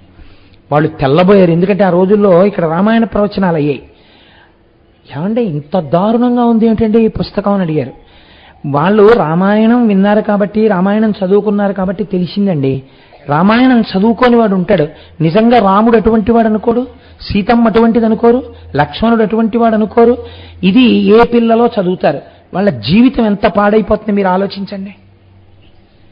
అత్యంత ప్రమాదకరమైన విషయం ఏమిటంటే, ప్రమాదకరమైనటువంటి వ్యక్తి అజ్ఞానంలోంచి పుట్టిన మాటలు వినడం, అజ్ఞానంలోంచి పుట్టిన పుస్తకాలు చదవడం.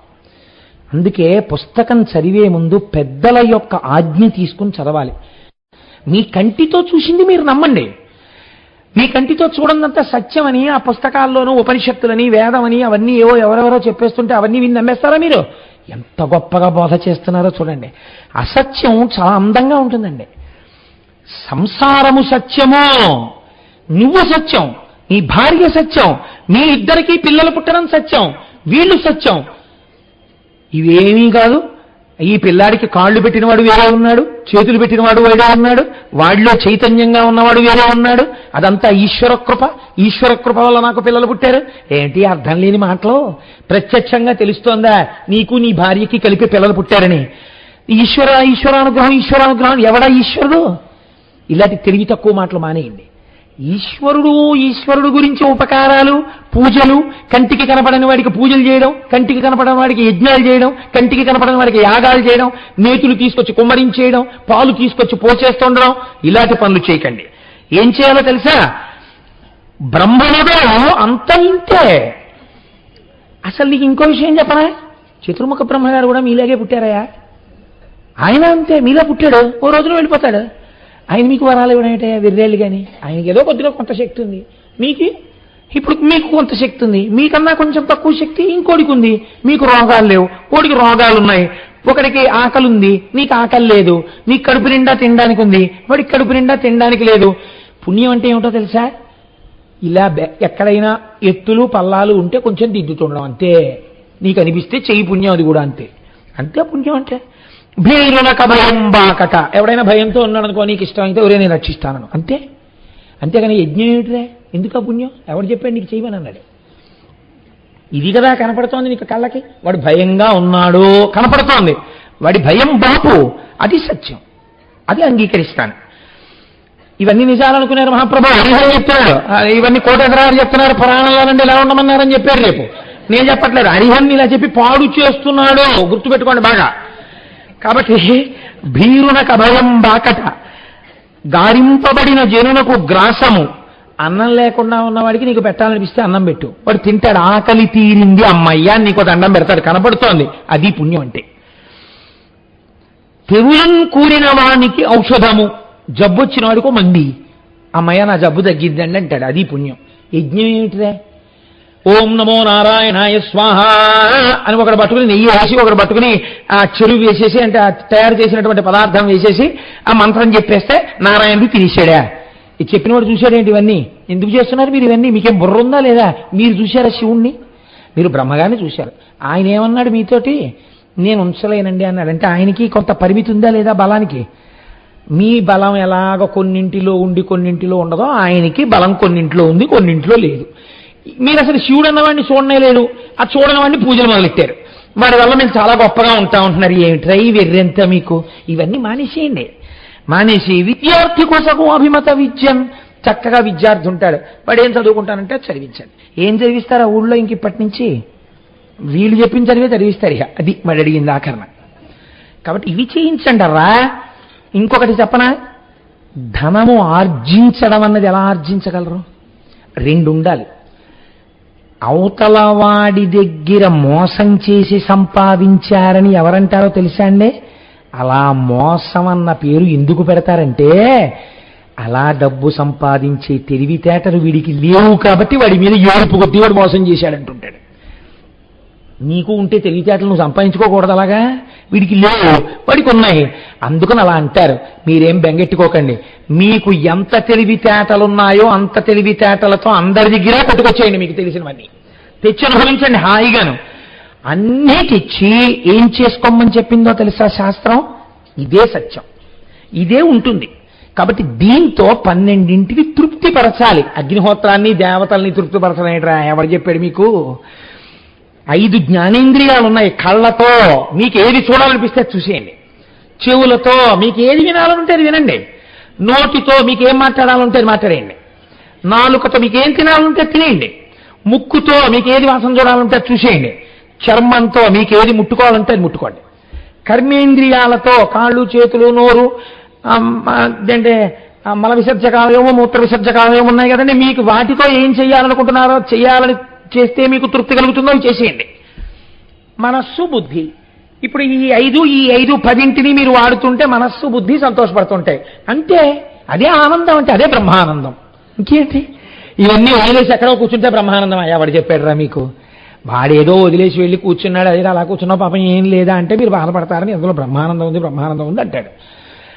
లేకపోతే అయ్యో పిచ్చాడా ఇన్నాళ్ళు అలా కూర్చున్నా ఏమీ లేదా అని మీరు అంటారేమో అని వాడు అంటున్నాడు అంతే. అవన్నీ మీరేం నమ్మకండి. ఇదే బ్రహ్మానందం అంటే.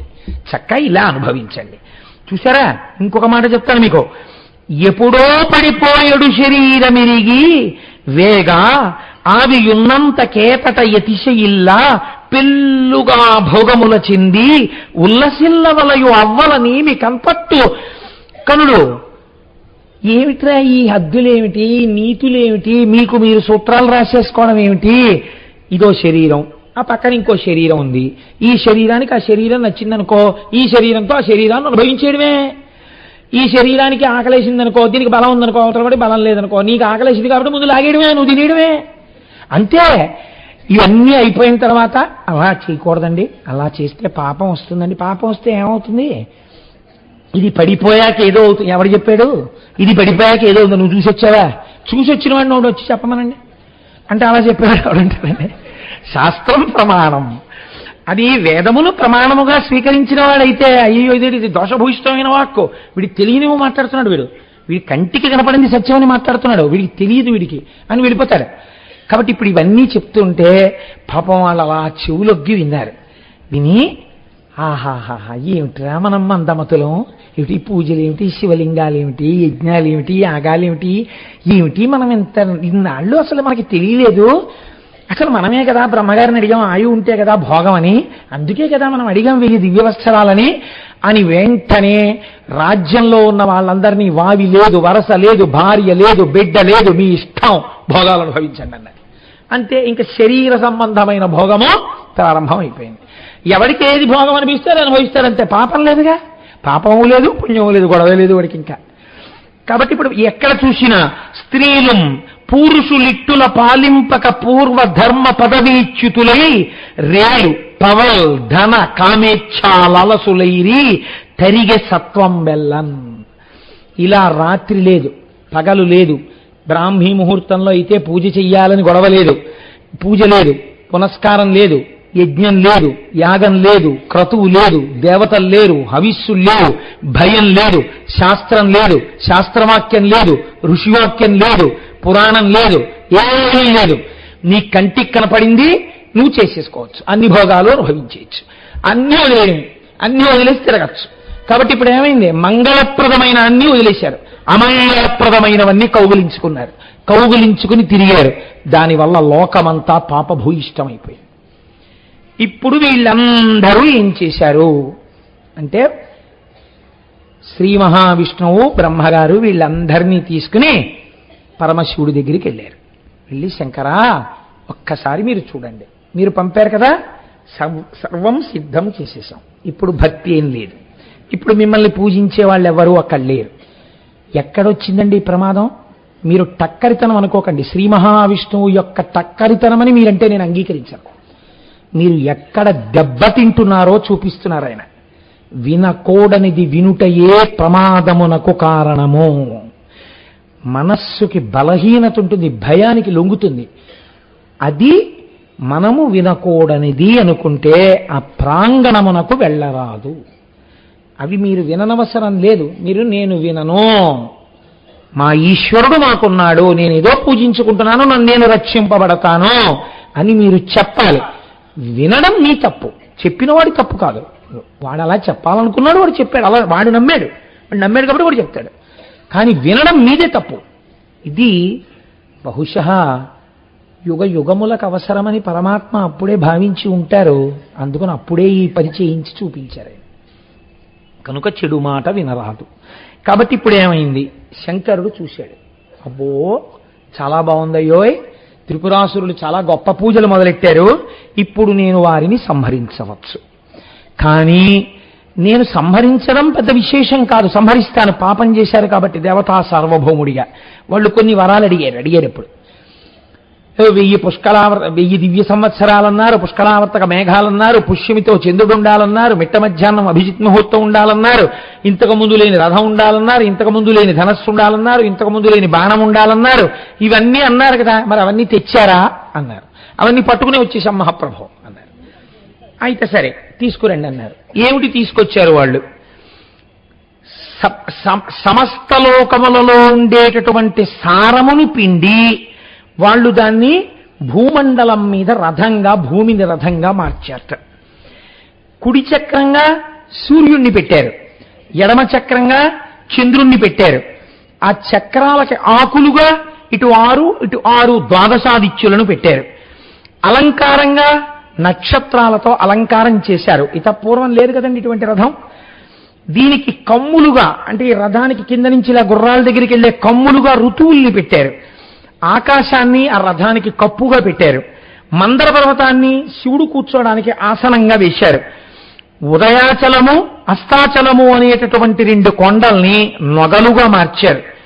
సంవత్సరాల్ని వేగంగా మార్చారు, రథం యొక్క వేగంగా. ఉత్తరాయణాన్ని, దక్షిణాయనాన్ని 2 చక్రాలకి శీలలుగా వేశారు. పంచభూతాల్ని ఆ రథానికి బలంగా మార్చారు. వేదాంగ పురాణాల్ని రథానికి గంటలుగా కట్టారు. గంగాది నదుల్ని ఆ లోపల శివుడు కూర్చున్నప్పుడు చామరం వేయడానికి స్త్రీలుగా మార్చారు. బ్రహ్మగారిని సారథిగా కూర్చోబెట్టారు. ప్రణవాన్ని ఆ గుర్రాల్ని తోలడానికి కొరడాగా మార్చారు. మేరు పర్వతాన్ని ధనస్సుగా చేశారు. ఆదిశేషుణ్ణి అల్లెత్రాడుగా కట్టారు. సరస్వతీదేవిని గంట కొట్టి బయలుదేరాలి కాబట్టి రథానికి ముఖ్య గంటగా మార్చారు. శ్రీ మహావిష్ణువు బాణంగా మారారు. రథాశ్వములుగా వేదాల్ని సమకూర్చారు. మహర్షులు దాని ముందు గానం చేసేవాళ్లుగా బయలుదేరారు. ఇటువంటి రథం ఎంత గొప్ప రథం అండి! చాలా గొప్ప రథమా కదా? అప్పుడు మీరు ఈ రథం చాలా గొప్ప రథము అని అనడంలో మీకు ఏమైనా అనుమానం ఉందా? ఏం లేదు కదా. కానీ ఇంతకన్నా అన్యాయమైన రథం ప్రపంచంలో ఉండదు. అదేమిటండి అంత ఆఘాయిత్యం మాట అన్నారు మీరు? వాళ్ళేమో ఇంత కష్టపడి రథం చేశారా? మీరేమో ఇన్నాళ్ళకి శివమహాపురాణంలో ఏదో పెద్ద మొనగాళ్ళే వచ్చి కూర్చుని ఇదేం రథం అంటున్నారా? ఏమిటంటే మీకు ఆధారం ఇదేం రథం అనడానికి అని మీరు నన్ను అడుగుతారేమో. శంకరుడు నవ్వేట రథాన్ని చూసి, ఏమిట్రా ఈ రథం అని. ఎందుకని? రథం ఏమిటి? భూమి. భూమి యుద్ధం కోసమని త్రిపురాసురులు ఎక్కడున్నారు? ఆగకుండా తిరుగుతున్నారు ఆకాశంలో. భూమి కదిలిపోయింది అనుకోండి. ఇప్పుడు ఆ రథం ప్రకారం ఏమవ్వాలి? త్రిపురాసురుల మాట ఏమో కానీ వీళ్ళందరూ ఏమైపోవాలి? హఠాత్తుగా భూమి ఎగిరిపోతే యుద్ధానికి. 2. ఇప్పుడు ఈ భూమి రథం నడవాలి. నడవాలంటే దేన్ని ఆధారం చేసుకుని నడుస్తుంది? చక్రాలను ఆధారం చేసుకుని నడుస్తుంది. ఒక చక్రం ఎవరు? సూర్యుడు. ఒక చక్రం ఎవరు? చంద్రుడు. ఇందులో సూర్యుడు వస్తే చంద్రుడు వెనక్కి వెళ్ళిపోతాడు, చంద్రుడు వస్తే సూర్యుడు వెనక్కి వెళ్ళిపోతాడు. ఈ చక్రం ముందుకెడితే ఈ చక్రం వెనక్కి ఎడుతుంది. ఇప్పుడు ఆ రథం ఎలా ఎక్కుతాడు? యుద్ధానికి ఎలా పెడతాడు? మీరు ఇప్పుడు ఇలా సమన్వయం చేసుకోండి ఆ రథానికి. అసలు అన్ని ఇబ్బందులే అందులో. ఇలాంటి రథం ఎక్కి ప్రణవమేమో గుర్రాలు, బ్రహ్మగారేమో రథం తోడడం. ఆయన ఎప్పుడూ చేయలేదు ఆ పని.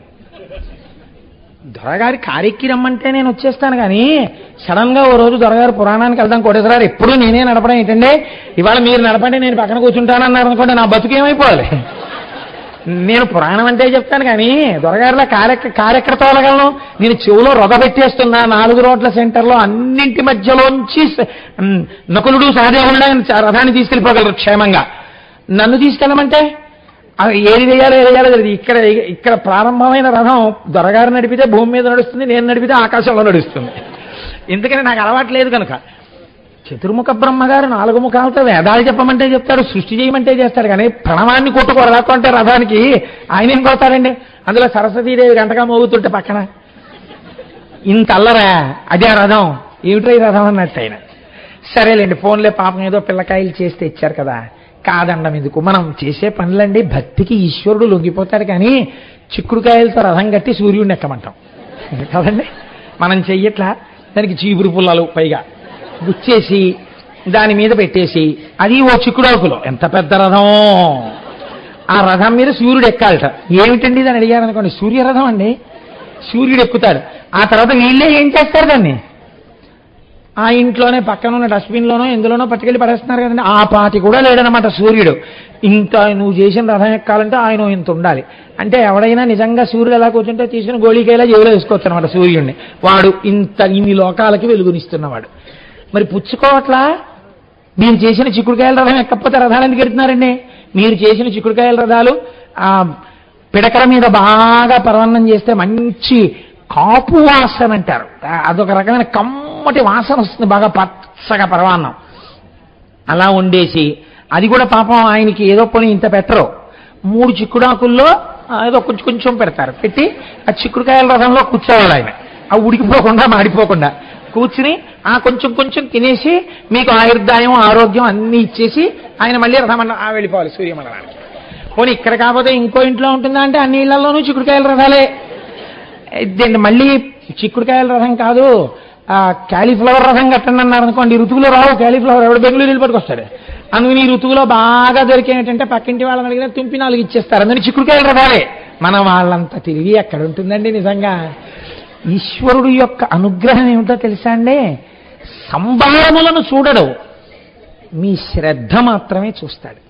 ఈ ఋతువులో ఈశ్వర ఇది దొరుకుతుంది బాగా, అందుకని ఇదే రథం కట్టే వచ్చి కూర్చుంటాడు. అలాగా సూక్ష్మరూపుడై వచ్చి కూర్చుని నువ్వు చిక్కుడాకులో పెట్టిన ఇంత పరమాన్నం తినేసి అబ్బబ్బబ్బబ్బా ఎంత పరమాన్నం పెట్టావు, ఎంత బాగుంది ఎంత బాగుంది ఎంత బాగుందని ఆశీర్వచనం చేసి వెళ్ళిపోతాడు. అలా అనకపోతే ఈశ్వరుడు ఎందుకు అవుతాడండి, భక్తికి వశుడవుతాడు ఆయన. కాబట్టి ఇప్పుడు శివుడు ఆ రథాన్ని చూసి ఏమిట్రా ఈ చక్రాలు నడపండి మీరు, ఒకటి అటు ఎడుతోంది ఒకటి ఇటు ఎడుతోంది, ఇది కదలదు, ఎందుకురా ఈ రథం, ఏమిటి తయారు చేయడం రా ఈ రథం అంతా, మీరు ఇది పట్టుకుని త్రిపురాసుల్ని సంహరించడానికి వెళ్ళా నేను, బుర్రందిరా మీకు అని దెబ్బలాడేశాడు అనుకోండి, వాళ్ళందరూ ఇలా ఇలా ఇలా ఇలా వేళ్ళు విరిచేసుకోవాలి. కాబట్టి ఆయన అన్నట్ట ఓ నవ్వు నవ్వాడంతే, ఏమనలేదు. ఇది ఈశ్వరానుగ్రహాన్ని మీకు చూపిస్తుంది. ఇది ఎలా ఉంటుందంటే ఎలా చెయ్యాలి అన్న ఆలోచన లేకుండా చాలా గొప్పగా, ఇంతకు ముందు ఎవ్వడు ఊహించని రీతిలో చెయ్యాలని అనిపించింది అనుకోండి, చాలా గొప్పగా పొగడాలనుకుంటే ఒక ఆయన ఎవరో పక్కనే సభలో ఉన్నటువంటి ఆయన్ని చూసి మహానుభావుడు ఇటువంటి కీర్తిశేషుడు ఎక్కడున్నాడని అడిగాడు. ఆయన బాగా పొగడాలనుకున్నాడు, ఇటువంటి కీర్తిశేషుడు అంటే చచ్చిపోయినవాడని. ఆయన పాపం కుర్చీలోనే కూర్చున్నాడు, కీర్తిశేషుడు ఏంటి అంటే ఒక్కొక్కసారి ఆవేశం ఎక్కువైపోయింది అనుకోండి, అన్ని కొత్తవి తెచ్చేయాలి అన్ని కొత్తవి తెచ్చేయాలి అంటే అసలు అలా తేకోవడం కూడా కొత్త తెచ్చేస్తే, నిన్ననే నేను పేపర్లో చదివాను, కొత్త లింగం కూడా తెచ్చేశారు గుళ్ళోకి. కాబట్టి ఆ ఆరాటం అలా ఉంటుంది ఒక్కొక్కసారి. అది మంచి కావచ్చు చెడు కావచ్చు, దాని గురించి నేను వ్యాఖ్యానించట్లేదు, దాన్ని ఒక ఉదాహరణగా చూపించానంతే. కాబట్టి ఇప్పుడు అది చాలా చిత్రంగా ఉంటుంది ఆ ఆర్తి. ఈ ఆర్తిలో అన్ని కొత్తవి, ఏమిటి కొత్తవి తెచ్చేశారు. ఇందులో మీరు చూడండి, అది శ్రీ మహావిష్ణువు యోగ నిద్రలో ఉండే సమయం అయితే ఈ బాణం వెడుతుందా ముందుకి, ఇన్ని అల్లర్లు, దానికి ఒక్కటి సరిగ్గా లేదు. నేను ఇప్పుడు మళ్ళీ ఆ రథం ఎందుకు యోగ్యము కాదు అని నేను మాట్లాడవలసి వచ్చిందనుకోండి, మళ్ళీ వీటన్నింటినీ నేను తిప్పి చూపించాలి మీకు. తిప్పి చూపించాలంటే మాటలు కాదండి, ఆయనం అంటే ఏమిటి, ఆయనం సీలైతే ఏమైపోతుంది, ఇలా చెప్పుకుంటూ వెళితే ఇదో 15 రోజులు పడుతుంది. కాబట్టి మీకు ఒక 2-3 ఉదాహరణలు నేను చూపించాను. కాబట్టి ఇటువంటి రథాన్ని ఎక్కబోయే ముందు శంకరుడు చూసి ఒక్క నవ్వు నవ్వేట, ఏమిట్రా ఈ రథం అని. అయినా ఎక్కాడు. ఆయన ఎక్కి ఓ పదండి అన్నాడు. అంటే ఎవరు కదలాలండి ముందు, ఎవరు కదలాలి? రథం ఎందుకు కదులుతుందండి, రథం లాగేది కదా కదలాలి, రథం లాగా కదిలిపోతుంది. రథంని లాగే గుర్రాలు కదలాలి. గుర్రాలు ఎవరు? వేదాలు. వేదాలని కదలమని ఎవరనాలి? ఆ ప్రణవం అనే కొరడా పట్టుకుని వేదాన్ని కొట్టాలి. ఎవరు కొట్టాలి? బ్రహ్మగారు కొట్టాలి. తన నోటితో చెప్పే వేదాన్ని తానేలా కొడతాడు ప్రణవం పెట్టైనా? అయినా సరే ఆయన అంటే డ్రైవింగ్ లేని వాడు సీట్లో కూర్చుంటే తాళం తిప్పడమే రానట్టు ఆయన అటు ఇటు చూసి, ఏమిట్రో ఈ రథం మీద నన్ను కూర్చోబెట్టారు, చతుర్ముఖ బ్రహ్మగారు పెద్దవాడు రథం తోలంటే ఇచ్చే పదవి ఇవ్వాలి, అంతేకాని పెద్దవాడు కదా అని పనికిమాల పదవి ఇచ్చేస్తే ఆయన ఏం చేస్తాడు పాపం? అది ఆయన చేసే పని కాదు. కోటేశ్వరారు ఉపన్యాసం ఎంత బాగా చెప్తారో, మా ఇంట్లో నుయ్యి తవ్వి పెడుతురు అంటే నేను ఎక్కడ చదువుతాను? పురాణం చెప్పడానికి నుయ్యి తవ్వడానికి సంబంధం ఏంటి? ఏదో చెప్పవలసింది చెప్పాలి పని. పోనీ పద్యం అర్థం కాలేదు, శివమహాపురాణం అయిపోయిన తర్వాత ఎప్పుడైనా అడుగుతాను చెప్పండి అనాలి, కానీ వేదిక దిగిపోగానే నేను అప్పున్నట్టు చొక్కా పట్టుకుని మళ్ళీ అనుమానాలు అడగకూడదు కదా. అలా ఇప్పుడు ఆయన్ని పాపం ఈ పదవి అప్పచెప్పారు, ఆ గుర్రాలు కదలాలి. ఇప్పుడు ఆ గుర్రాల్ని ఆయన అన్నాడు ఆ కదలండి అన్నాడు. అంతకన్నా ఆయనకి పాపం గుర్రాలు కొట్టడం అవి ఆయన చేయలేడు. ఆయన చతుర్ముఖ బ్రహ్మగారు అంటే మహాసాధు పురుషుడు ఆయన. అంటే అవి ఏం చేశాయి? బ్రహ్మగారు ఆజ్ఞ బాగుండదు, కదలాలి. కదలబోయాయి, కింద పడిపోయాయి. ఎందుకు పడిపోయాయి? రథంలో కూర్చున్నవాడు ఎవరు? పరబ్రహ్మం. ఈ వేదాలు ఏం చెప్పాయి? యతో వాచో నివర్త్యం చ అప్రాప్య మనసా సహా. ఎక్కడ మనస్సు వాక్కు ఇంకా పని చెయ్యవో అక్కడ బ్రహ్మం ఉంది. వేదాలు బ్రహ్మము ఉండే చోటు చెప్పాయి తప్ప బ్రహ్మము ఉండే చోటుని మీకు దర్శనం చేయించలేవు. దానికి ఆ బలహీనత. ఎందుకని? శృతి ప్రమాణమును చెప్తుంది, పరబ్రహ్మమును చెప్తుంది తప్ప మీకు దర్శనం చేయించదు. దర్శనం మీ యోగ్యతా సిద్ధి వలన వస్తుంది, మీ భక్తి వలన, జ్ఞానము వలన వస్తుంది. కాబట్టి ఇప్పుడు వేదము పరబ్రహ్మమును ఎలా తీసుకెళ్ళగలదు? అప్పుడు వేదము ఈశ్వరుణ్ణి కలిపేయగలిగినటువంటిది అయిపోతుంది. కాబట్టి వేదము తన స్థితిలో తాను ఉండిపోవాలి. లోపల శంకరుడు ఉన్నాడు, వేదాలు గుర్రాలుగా ఉన్నాయి కాబట్టి అవి మోకాళ్ళ మీద పడిపోయాయి. కాళ్ళ మీద నిలబడితే కదులుతుందని ఆశ. మీరు చూడండి, బండికి ఎద్దులు కడతారు, కట్టి అంటాడు, అనగానే ఎద్దు నీరసంగా ఉందనుకోండి, అది పడుకుంటుంది, కాడితో సహా పడుకుంటుంది. పడుకుంటే ఇప్పుడు ప్రయత్నం అలా నడు అండవు, డేకు అండవు, లేపే ప్రయత్నం చేస్తాడు, అందులో ఆ తోక నలిపేస్తారు. ఎవరిని ఎందుకు వచ్చిన వారన్నా కానండి, నానా అల్లరి చేస్తారు పాపం. అది ఏదో మొత్తానికి లేస్తారు, కూలపడిపోతుంటారు. ఎప్పుడు? బండిలో ఉన్న బరువుని తాను లాగలేనప్పుడు. ఇప్పుడు ఏమైంది? ఆ గుర్రాలు లాగలేకపోయాయి. ఆయన అన్ని లోకాలు బొజ్జలో పెట్టుకుని రథం ఎక్కేస్తే భూమి ఏం చేస్తుందండి? డామను పడిపోయాయి గుర్రాలు. ఇప్పుడు ఏం చేస్తారు? ఎంతకని కొడతారు వాటిని ఇది పెట్టి. కాబట్టి ఓ రథ గంట టాంగ్ డాంగ్ డాంగ్ డాంగ్ మోగేస్తుంది అది రథం వెళ్ళాలని. అవతల వాళ్ళేమో ఒక్క క్షణమే ఉంటాయి ఆ 3 సరళ రేఖలో, అసలు ఈ రథమే కదలటం లేదు, అది దాటిపోయింది అనుకోండి, అయిపోయింది లోకాల పని. ఇప్పుడు ఎలా? ఈయన ఏమీ తెలియని వాళ్ళ చూస్తున్నాడు, ఏమిటి రథం అంటున్నారు, ఆ గుర్రాల దగ్గరికి వెళ్తున్నారు, లేవండి అంటున్నారు, బ్రహ్మగారు లేపండి అంటారు, ఏమని లేపుతాడు? ఇంత అల్లరి. ఇంతమంది దేవతలు చేసిన నిర్మాణము విఫలమైపోయినది, ఆ రథము నడవలేదు. ఇప్పుడు లోకరక్షణ కాంక్ష బలీయమైన వాడెవరు? స్థితికారుడుగా మహానుభావుడు శ్రీ మహావిష్ణువు. అబ్బాయి మీరు లాగలేరు, ఆయనకి నాకు భేదము లేని వాళ్ళం కాబట్టి నేనే ఆయన్ని కలిపేయాలి. ఇప్పుడు ఆయనే వృషభం అయిపోయి ఆయనే వృషభముగా మారిపోయి ఆ రథాన్ని లాగేయడం మొదలుపెట్టాడు. ఇదే శంకరాచార్యుల వారు శివానంద లహరిలో చెప్పారు. బాణత్వం వృషభత్వమర్ధవపుషా భార్యాత్వమార్యాపతే ఘోనిత్వం సఖితా మృదంగవహత చేత్యాది రూపం తదౌ తత్పాదే నయనార్పణంచ కృతవాన్ తద్దేహభాగో హరి పూజ్యాత్ పూజ్యతరస్య ఏ వహిమచేత్కో వా తదన్యోధికా. బాణత్వం కాసేపు ఆగి ఇంద్రుగాని బాణం ఎలా అవుతాడు? వృషభత్వం, ఆ వృషభములు రథాన్ని లాగలేకపోతే ఆయనే వృషభమై లాగారు. బాణత్వం వృషభత్వమర్ధవపుషా భార్యాత్వం, మోహిని రూపంలో అయ్యప్ప స్వామి వారి జననములకు కారణమై శంకరుడికి అర్ధాంగి అయ్యారు. బాణత్వం వృషభత్వమర్ధవపుషా భార్యాత్వమార్యాపతే ఘోనిత్వం. ఒకసారి శ్వేతవరాహ రూపంలో భూమిని తవ్వుతూ కిందకెళ్లి శివుడి యొక్క ఆదిని కనిపెట్టలేకపోయానని సత్వగుణంతో మాట్లాడారు. కాబట్టి ఘోనిత్వం. సఖిత, ఆయన మనస్సుని సంతోషపెట్టారు ఒకనాడు మోహినిగా. సఖిత మృదంగవహత, సంధ్యాకాలంలో నృత్యం చేస్తున్నప్పుడు మధ్యలో వాయిస్తుంటారు.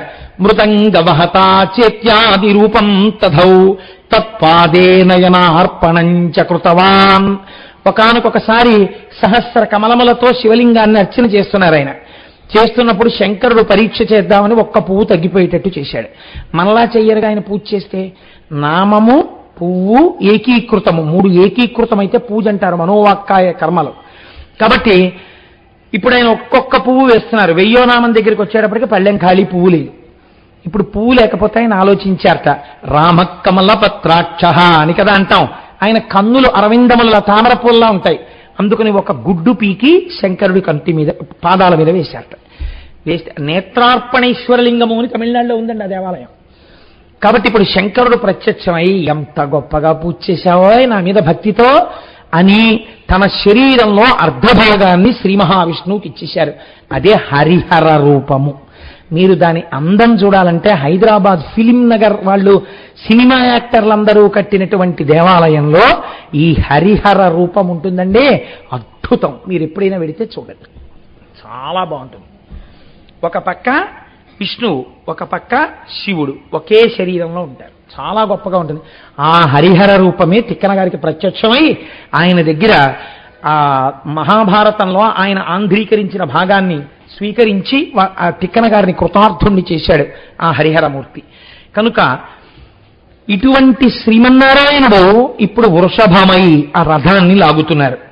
లాగుతుంటే మెల్లిగా ఎలాగైతేనే ఆ రథం కదిలిందని మీరు అనుకోండి. రథం కదిలింది. ఇప్పుడు ఈ మేరు పర్వతాన్ని ధనస్సుగా పట్టుకోవాలి. వీళ్ళందరూ వికవికలాడుతున్నారు త్రిపురాసురులు. ఎందుకని? అధర్మంలో ఉన్నారు, మదమెక్కి ఉన్నారు. ఒక్క క్షణంలో మమ్మల్ని కొడతాడని. ఇప్పుడు ఈ మేరు పర్వతాన్ని ధనస్సుగా పట్టుకుని ఆదిశేషుణ్ణి తాడుగా కట్టి వింటినారిగా టంకారం చేసి శ్రీ మహావిష్ణువుని బాణంగా తీసుకుని లాగి విడిచిపెట్టాలి. శంకరుడు అన్నట్ట, సర్వలోక సృష్టికర్త, స్థితికర్త, ప్రళయకర్తను నేను ఏదైనా చేస్తే అది నా అనుగ్రహము కిందకే వస్తుంది. నీకు బ్రహ్మగారు వరం ఇచ్చారు, చంపలేనని అనుకుంటున్నావు కదా, ఇలా ఉండకపోతే చంపలేను, లోకమునందు లేని ఆయుధంతో కదా చంపమని అడిగావు. నేను నా మూడో కన్ను విప్పితే ఏమవుతావు? నేను కోపంగా చూస్తే ఏమవుతావు? అది ధనుర్వేదంలో లేనిది అని ఆగ్రహాన్ని పొంది ముఖం తెల్లటివాడు ఎర్రపడి ఒక్కసారి కాల్చేద్దామని అనుకుని పరమదయా స్వరూపుడయ్యాట. వాడి అజ్ఞానానికి నేను అజ్ఞానంలో కెడితే వాడు కోప్పడ్డాడని నేను కోప్పడితే వాడికి నాకు పోలికే ఉంటుంది ఇంకా అని పెద్ద నవ్వు నవ్వేట. దయాసముద్రుడై ఆ త్రిపురాసురులను సంహారం చేయడం కోసమని మూడో కన్ను విప్పబోతున్నట్ట. కొద్దిగా కదిలింది రెప్ప. కదలగానే లింగ పురాణంలో చెప్తారు, సోమశ్చ భగవాన్ విష్ణు కాలాగ్నిర్వాయురేవచ శరే వ్యవస్థత దేవమూచు ప్రణమ్యతం దగ్ధమప్యతదేవేశ వీక్షణేన పురత్రయం అస్మద్ధితార్థం దేవేశ శరన్మోక్తుమిహార్హసి అని అడిగే. ఆనాడు శ్రీ మహావిష్ణువు, సోముడు, కాలాగ్ని ఇవన్నీ కలిసి బాణంగా వచ్చి, ఈశ్వర ఒక్కసారి మీ చేతితో మీరు స్పృశించి బాణమని పట్టుకొని మీ యొక్క ధనస్సునిలా చేత్తో పట్టుకుని ఆ ఆదిశేషుణ్ణి వింటినారిగా మీరు వంగి కట్టి పైకి లేచి ఈ బాణాన్ని తగిలించి ఆకర్ణాంతము మీరు లాగితే మీ చెవిదాకా వచ్చి మీలో ఉన్న శక్తి మాలోకి ప్రసరించాక మీ బాణము మీ ధనస్సు నుండి వినిర్ముక్తమై త్రిపురాసుర సంహారం చెయ్యాలని మాకు కోరిక. అందుకని మమ్మల్ని బాణంగా ముట్టుకోండి అని అడిగారు. అప్పుడు శంకరుడు నవ్వి ఈ బాణాన్ని తీసుకుని సంధించి విడిచిపెట్టాడు. ఒక్క బాణం అన్నీ అడిగారు. దగ్ధమై బూది కుప్పలై కింద పడిపోయాడు త్రిపురాములు. ఇది త్రిపురాసుర సంహారము అని శాస్త్రం పిలిచింది. రక్కసులతోడ త్రిపురంబులు ఉక్కుమాలి కాలి బూడిదయై భువి కూలే అంత దేవదుందుభినాదముల్ తెజరిల్లి హరునిపై పుష్పవృష్టి పెల్లడరి కురిసే. శంకరుడి మీద బ్రహ్మాండమైనటువంటి పుష్పవృష్టి కురిసింది. అయితే మీకు నేను ఒక విషయం చెప్పాను. పతంజలి అని మనకి ఒక మహానుభావుడు, ఆయన నటరాజస్వామి వారి యొక్క తాండవాన్ని చూస్తూ ఉంటాడు. ఆయన కిందంతా పావుగా ఉంటాడు, తలకాయ ఒక్కటి మనుష్యుడి తలకాయ ఉంటుంది. ఆయన చేతులు కట్టుకుని తాండవం చేస్తున్నప్పుడు నవ్వారు ఆయన్ని చూసి కొందరు. ఎలా ఉన్నాడో చూడు, ఆ నాట్యాన్ని అంత శ్రద్ధగా చూస్తాడు కానీ నాట్యం చేయడానికి కాళ్ళున్నాయా చేతులున్నాయా అన్నారు. అంటే ఆయన వెంటనే ప్రకటన చేశారు సభలో. ఆయన అన్నారు, నాకు కాళ్ళు చేతులు లేవని కదా అంటున్నారు. కాళ్ళంటే కింద పొడుగ్గా ఉంటాయి, చేతులంటే పైన, కాబట్టి మీకు కాళ్ళు కొమ్ములు ఉన్నాయని గర్వం. నేను కాళ్ళు అంటే దీర్ఘాలు లేకుండా, కొమ్ములు అంటే ఐత్వం లేకుండా నేను చూసిన తాండవాన్ని శ్లోకాలుగా చెప్తాను. మీరనుభవించారో నేను అనుభవించారో చూద్దురుగానని ఆయన నటరాజ స్తవము అని చేశారు పతంజలి. ఎంత గొప్ప శ్లోకాలు, ఒక్క దీర్ఘాక్షరం ఉండదు, ఒక్క చోట ఎక్కడ ఐత్వం కానీ ఔత్వం కానీ ఆయన ప్రయోగించారు. అందులో ఏది చెప్తారు? శివతాండవం చెప్తారు ఆయన. ఒక శ్లోకం మీకు ఎప్పుడో నేను చెప్పినట్టు గుర్తు. ఇంకొక శ్లోకాన్ని అవధరించండి, ఇవాళ అది త్రిపురాసుర సంహారంతో కూడుకుని ఉంటుంది. హరం త్రిపుర భంజన మనంత కృత కంకణ మఖండ దయమంతరహితం విరించి సుర సంహతి పురందర విచింతిత పదం తరుణ చంద్రమకుటం పరం పదవి ఖండిత యమం భసిత మండిత తనుం మదన వంచన పరం చిరంతన మముం ప్రణత సంచిత నిధిం పర చిదంబర నటం హృది భజ అన్నారు. ఏమి కవిత్వం అండి మహానుభావుడికి నిజంగా. ఆ శంకరానుగ్రహంతో పడ్డాయి ఆయనకి. హరం, హరుడు. త్రిపుర భంజన మనంతకృత కంకణ మఖండదయమంతరహితం. ఎంతగా లోపల ఆయన ధ్యానం చేశారో చూడండి. అపారమైన దయతో త్రిపురములను కాల్చినవాడు అన్నారు ఆయన. అపారమైన దయతో త్రిపురములను కాల్చడం అంటే ఏమిటో తెలుసా అండి? మీరు బాగా పట్టుకోండి ఈ విషయాన్ని. త్రిపురములు ఎక్కడుంటాయి? ఇక్కడే ఉంటాయి త్రిపురాలు. ఏమిటో తెలుసా అండి? స్థూల, సూక్ష్మ, కారణ అన్న 3 శరీరాలతో జాగ్రత్త, స్వప్న, సుషుప్తి, సృష్టి, స్థితి, లయ అనబడే 3 జరుగుతుండడం. మీరు చూడండి, మనం ఏం చేస్తాం? జాగ్రత్త అంటే ఇప్పుడు తెలివేసున్నాము అని ఏం గుర్తు? మనం అందరికీ ఇంద్రియాలు పనిచేస్తున్నాయి. కళ్ళు చూస్తున్నాయి, చెవులు వింటున్నాయి. ఇలా ఇంద్రియములు అన్నీ పనిచేస్తూ ఉన్నటువంటి అవస్థకి జాగృతావస్థ అని పేరు. దీన్నే స్థితి అని పిలుస్తుంది శాస్త్రం. రెండవది సృష్టి, అది స్వప్నావస్థ. అప్పుడు ఇంద్రియములు ఏవి పనిచేయవు. కన్ను కొంచెం తెరుచుకునున్నా ఏమీ కనపడదు. నిద్రపోతూ పురాణం వింటే లోపలికేమీ వెళ్ళదు కదండి. చెవు ఉంటుంది, కానీ ఏది స్వప్నావస్థ అంటే అప్పుడు ఈ లోకం ఉండదు. అది విచిత్రం. ఇప్పుడు మీరు చూసినవన్నీ అసత్యమైపోతాయి, ఇవే ఉండవు. అప్పుడేమున్నాయి? అనుభూతులు ఉంటాయి. అప్పుడు కూడా అప్పుడు మనస్సు ఏదో సృష్టిస్తుంది. ఓ కాశీ పట్టణాన్ని సృష్టిస్తుంది. అందులో మీరు అభిషేకం చేసుకుంటే ఆనందం. ఒక వ్యక్తి అమాంతం కొరడా పట్టుకొచ్చి మిమ్మల్ని కొట్టేస్తున్నట్టు కలొస్తుంది. ఒళ్ళు నొప్పులు, బాధ, రక్షించేవాడెవరు అని బెంగ. ఇంతలో ఎక్కడి నుంచో దొరగారు వచ్చి ఎందుకు కొడుతున్నావు కోటేశ్వరారిని అని అడిగేటప్పుడు కూడా పారిపోయాడు. అమ్మయ్య, దొరగారు వచ్చి రక్షించారనుకున్నాడు. తెలివి వచ్చేసి దిక్కుమాలిన కల ఒళ్ళంతా నిప్పులేని రా బాబు, ఏడు ఇలా కొరడాలు పెట్టి కొడుతున్నట్టు కల వచ్చిందని ఇంక అక్కడి నుంచి ఎవడో దొరుకుతాడు తేరగా. వాడిని పట్టుకుని ఇలా కల వచ్చింది ఏమవుతుందండి అంటే, నువ్వు బాగా వాత పైత్యములు కలిగే పదార్థాలు తిని పడుకుంటే రావేమిటి ఇలాంటి కల్లో. కాబట్టి అవమానం అని చెప్పలేక పర్వాలేదో అభిషేకం చేయించుకోండి అనాలి ఇంకా కదండి. కాబట్టి స్వప్నావస్థ యందు మనస్సు సృష్టి చేస్తుంది. లయమునందు సుషుప్తి ఏమీ తెలియదు. మనస్సు సృష్టి కూడా ఉండవు. అన్నీ వెళ్ళిపోయి కారణమైనటువంటి శరీరంలోకి వెళ్ళిపోతాయి. ఏముంది? ఏమీ లేదు. సంతోషంగా ఉన్నారంతే. కానీ ఈ 3 కూడా 3 అవస్థలు. 80 ఏళ్ళు బతికినా, 90 ఏళ్ళు బతికినా, 60 ఏళ్ళు బతికినా, ఎన్నేళ్లు బతికినా వాడు అనుభవించేవి ఈ 3 అవస్థలే. స్థూల సూక్ష్మ కారణ శరీరములతో అనుభవించేటటువంటి జాగ్రత్త, స్వప్న, సుషుప్తి. 4వది ఒకటి ఉంటుంది, దాని పేరు తురీయము అంటారు. తురీయములో ఉన్నవాడు ఈ 3టికి సాక్షి. రమణ మహర్షిని ఒక ఆయన అడిగారు, మీరు నిద్రపోతారా అని అడిగారు. అడిగితే ఆయన అన్నారు, నేను నిద్రకు సాక్షి అన్నారు. అంటే ఎలా?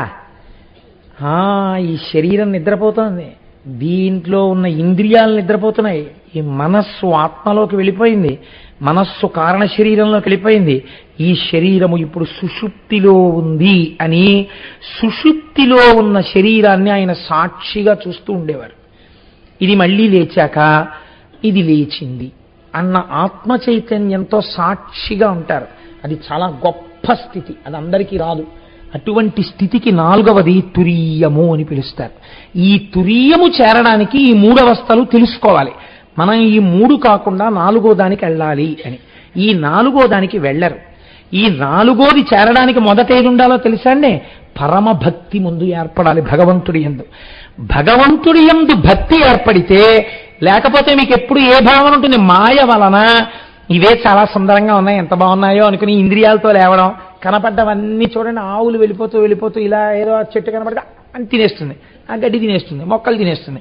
అలా వంటింట్లోకి వెళ్ళడం, ఓ శౌచం అక్కర్లేదు, కాళ్ళు కడుక్కోక్కర్లేదు, చేతులు కడుక్కోక్కర్లేదు, ఆ గూట్లో డబ్బా తీసుకోవడం, జంతికలు తినేస్తూ నవ్వులుతూ నిలబడడం, ఆవులాగో గేదిలాగో అలా రోడ్డు మీద వెళ్ళిపోతూ ఉండడం.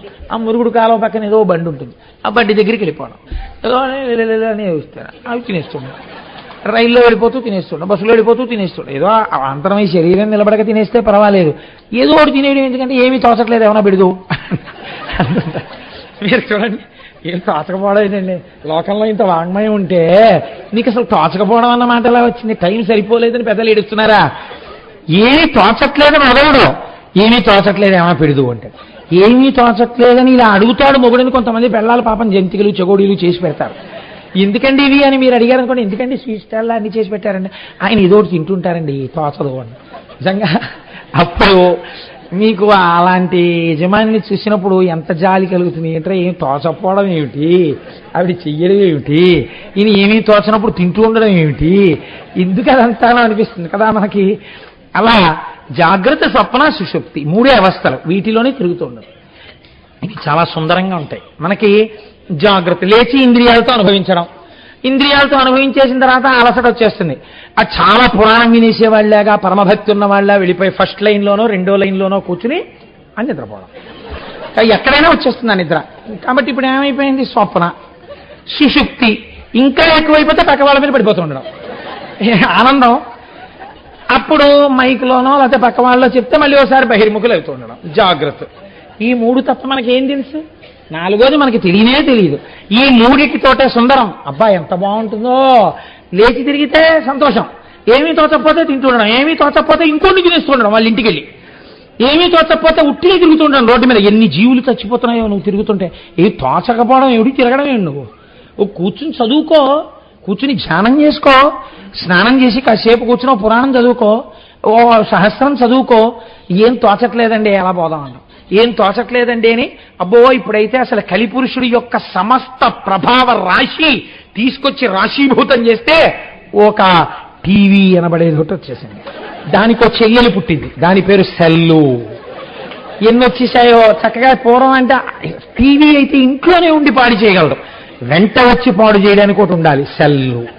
అది మోటార్ సైకిల్ మీద, ఓవర్ బ్రిడ్జి మీద, కారులో ఇలా తాదాత్మ్యతతో నడిపేస్తుండడం, ఎవడి మీద ఎక్కేస్తాడో తెలియదు.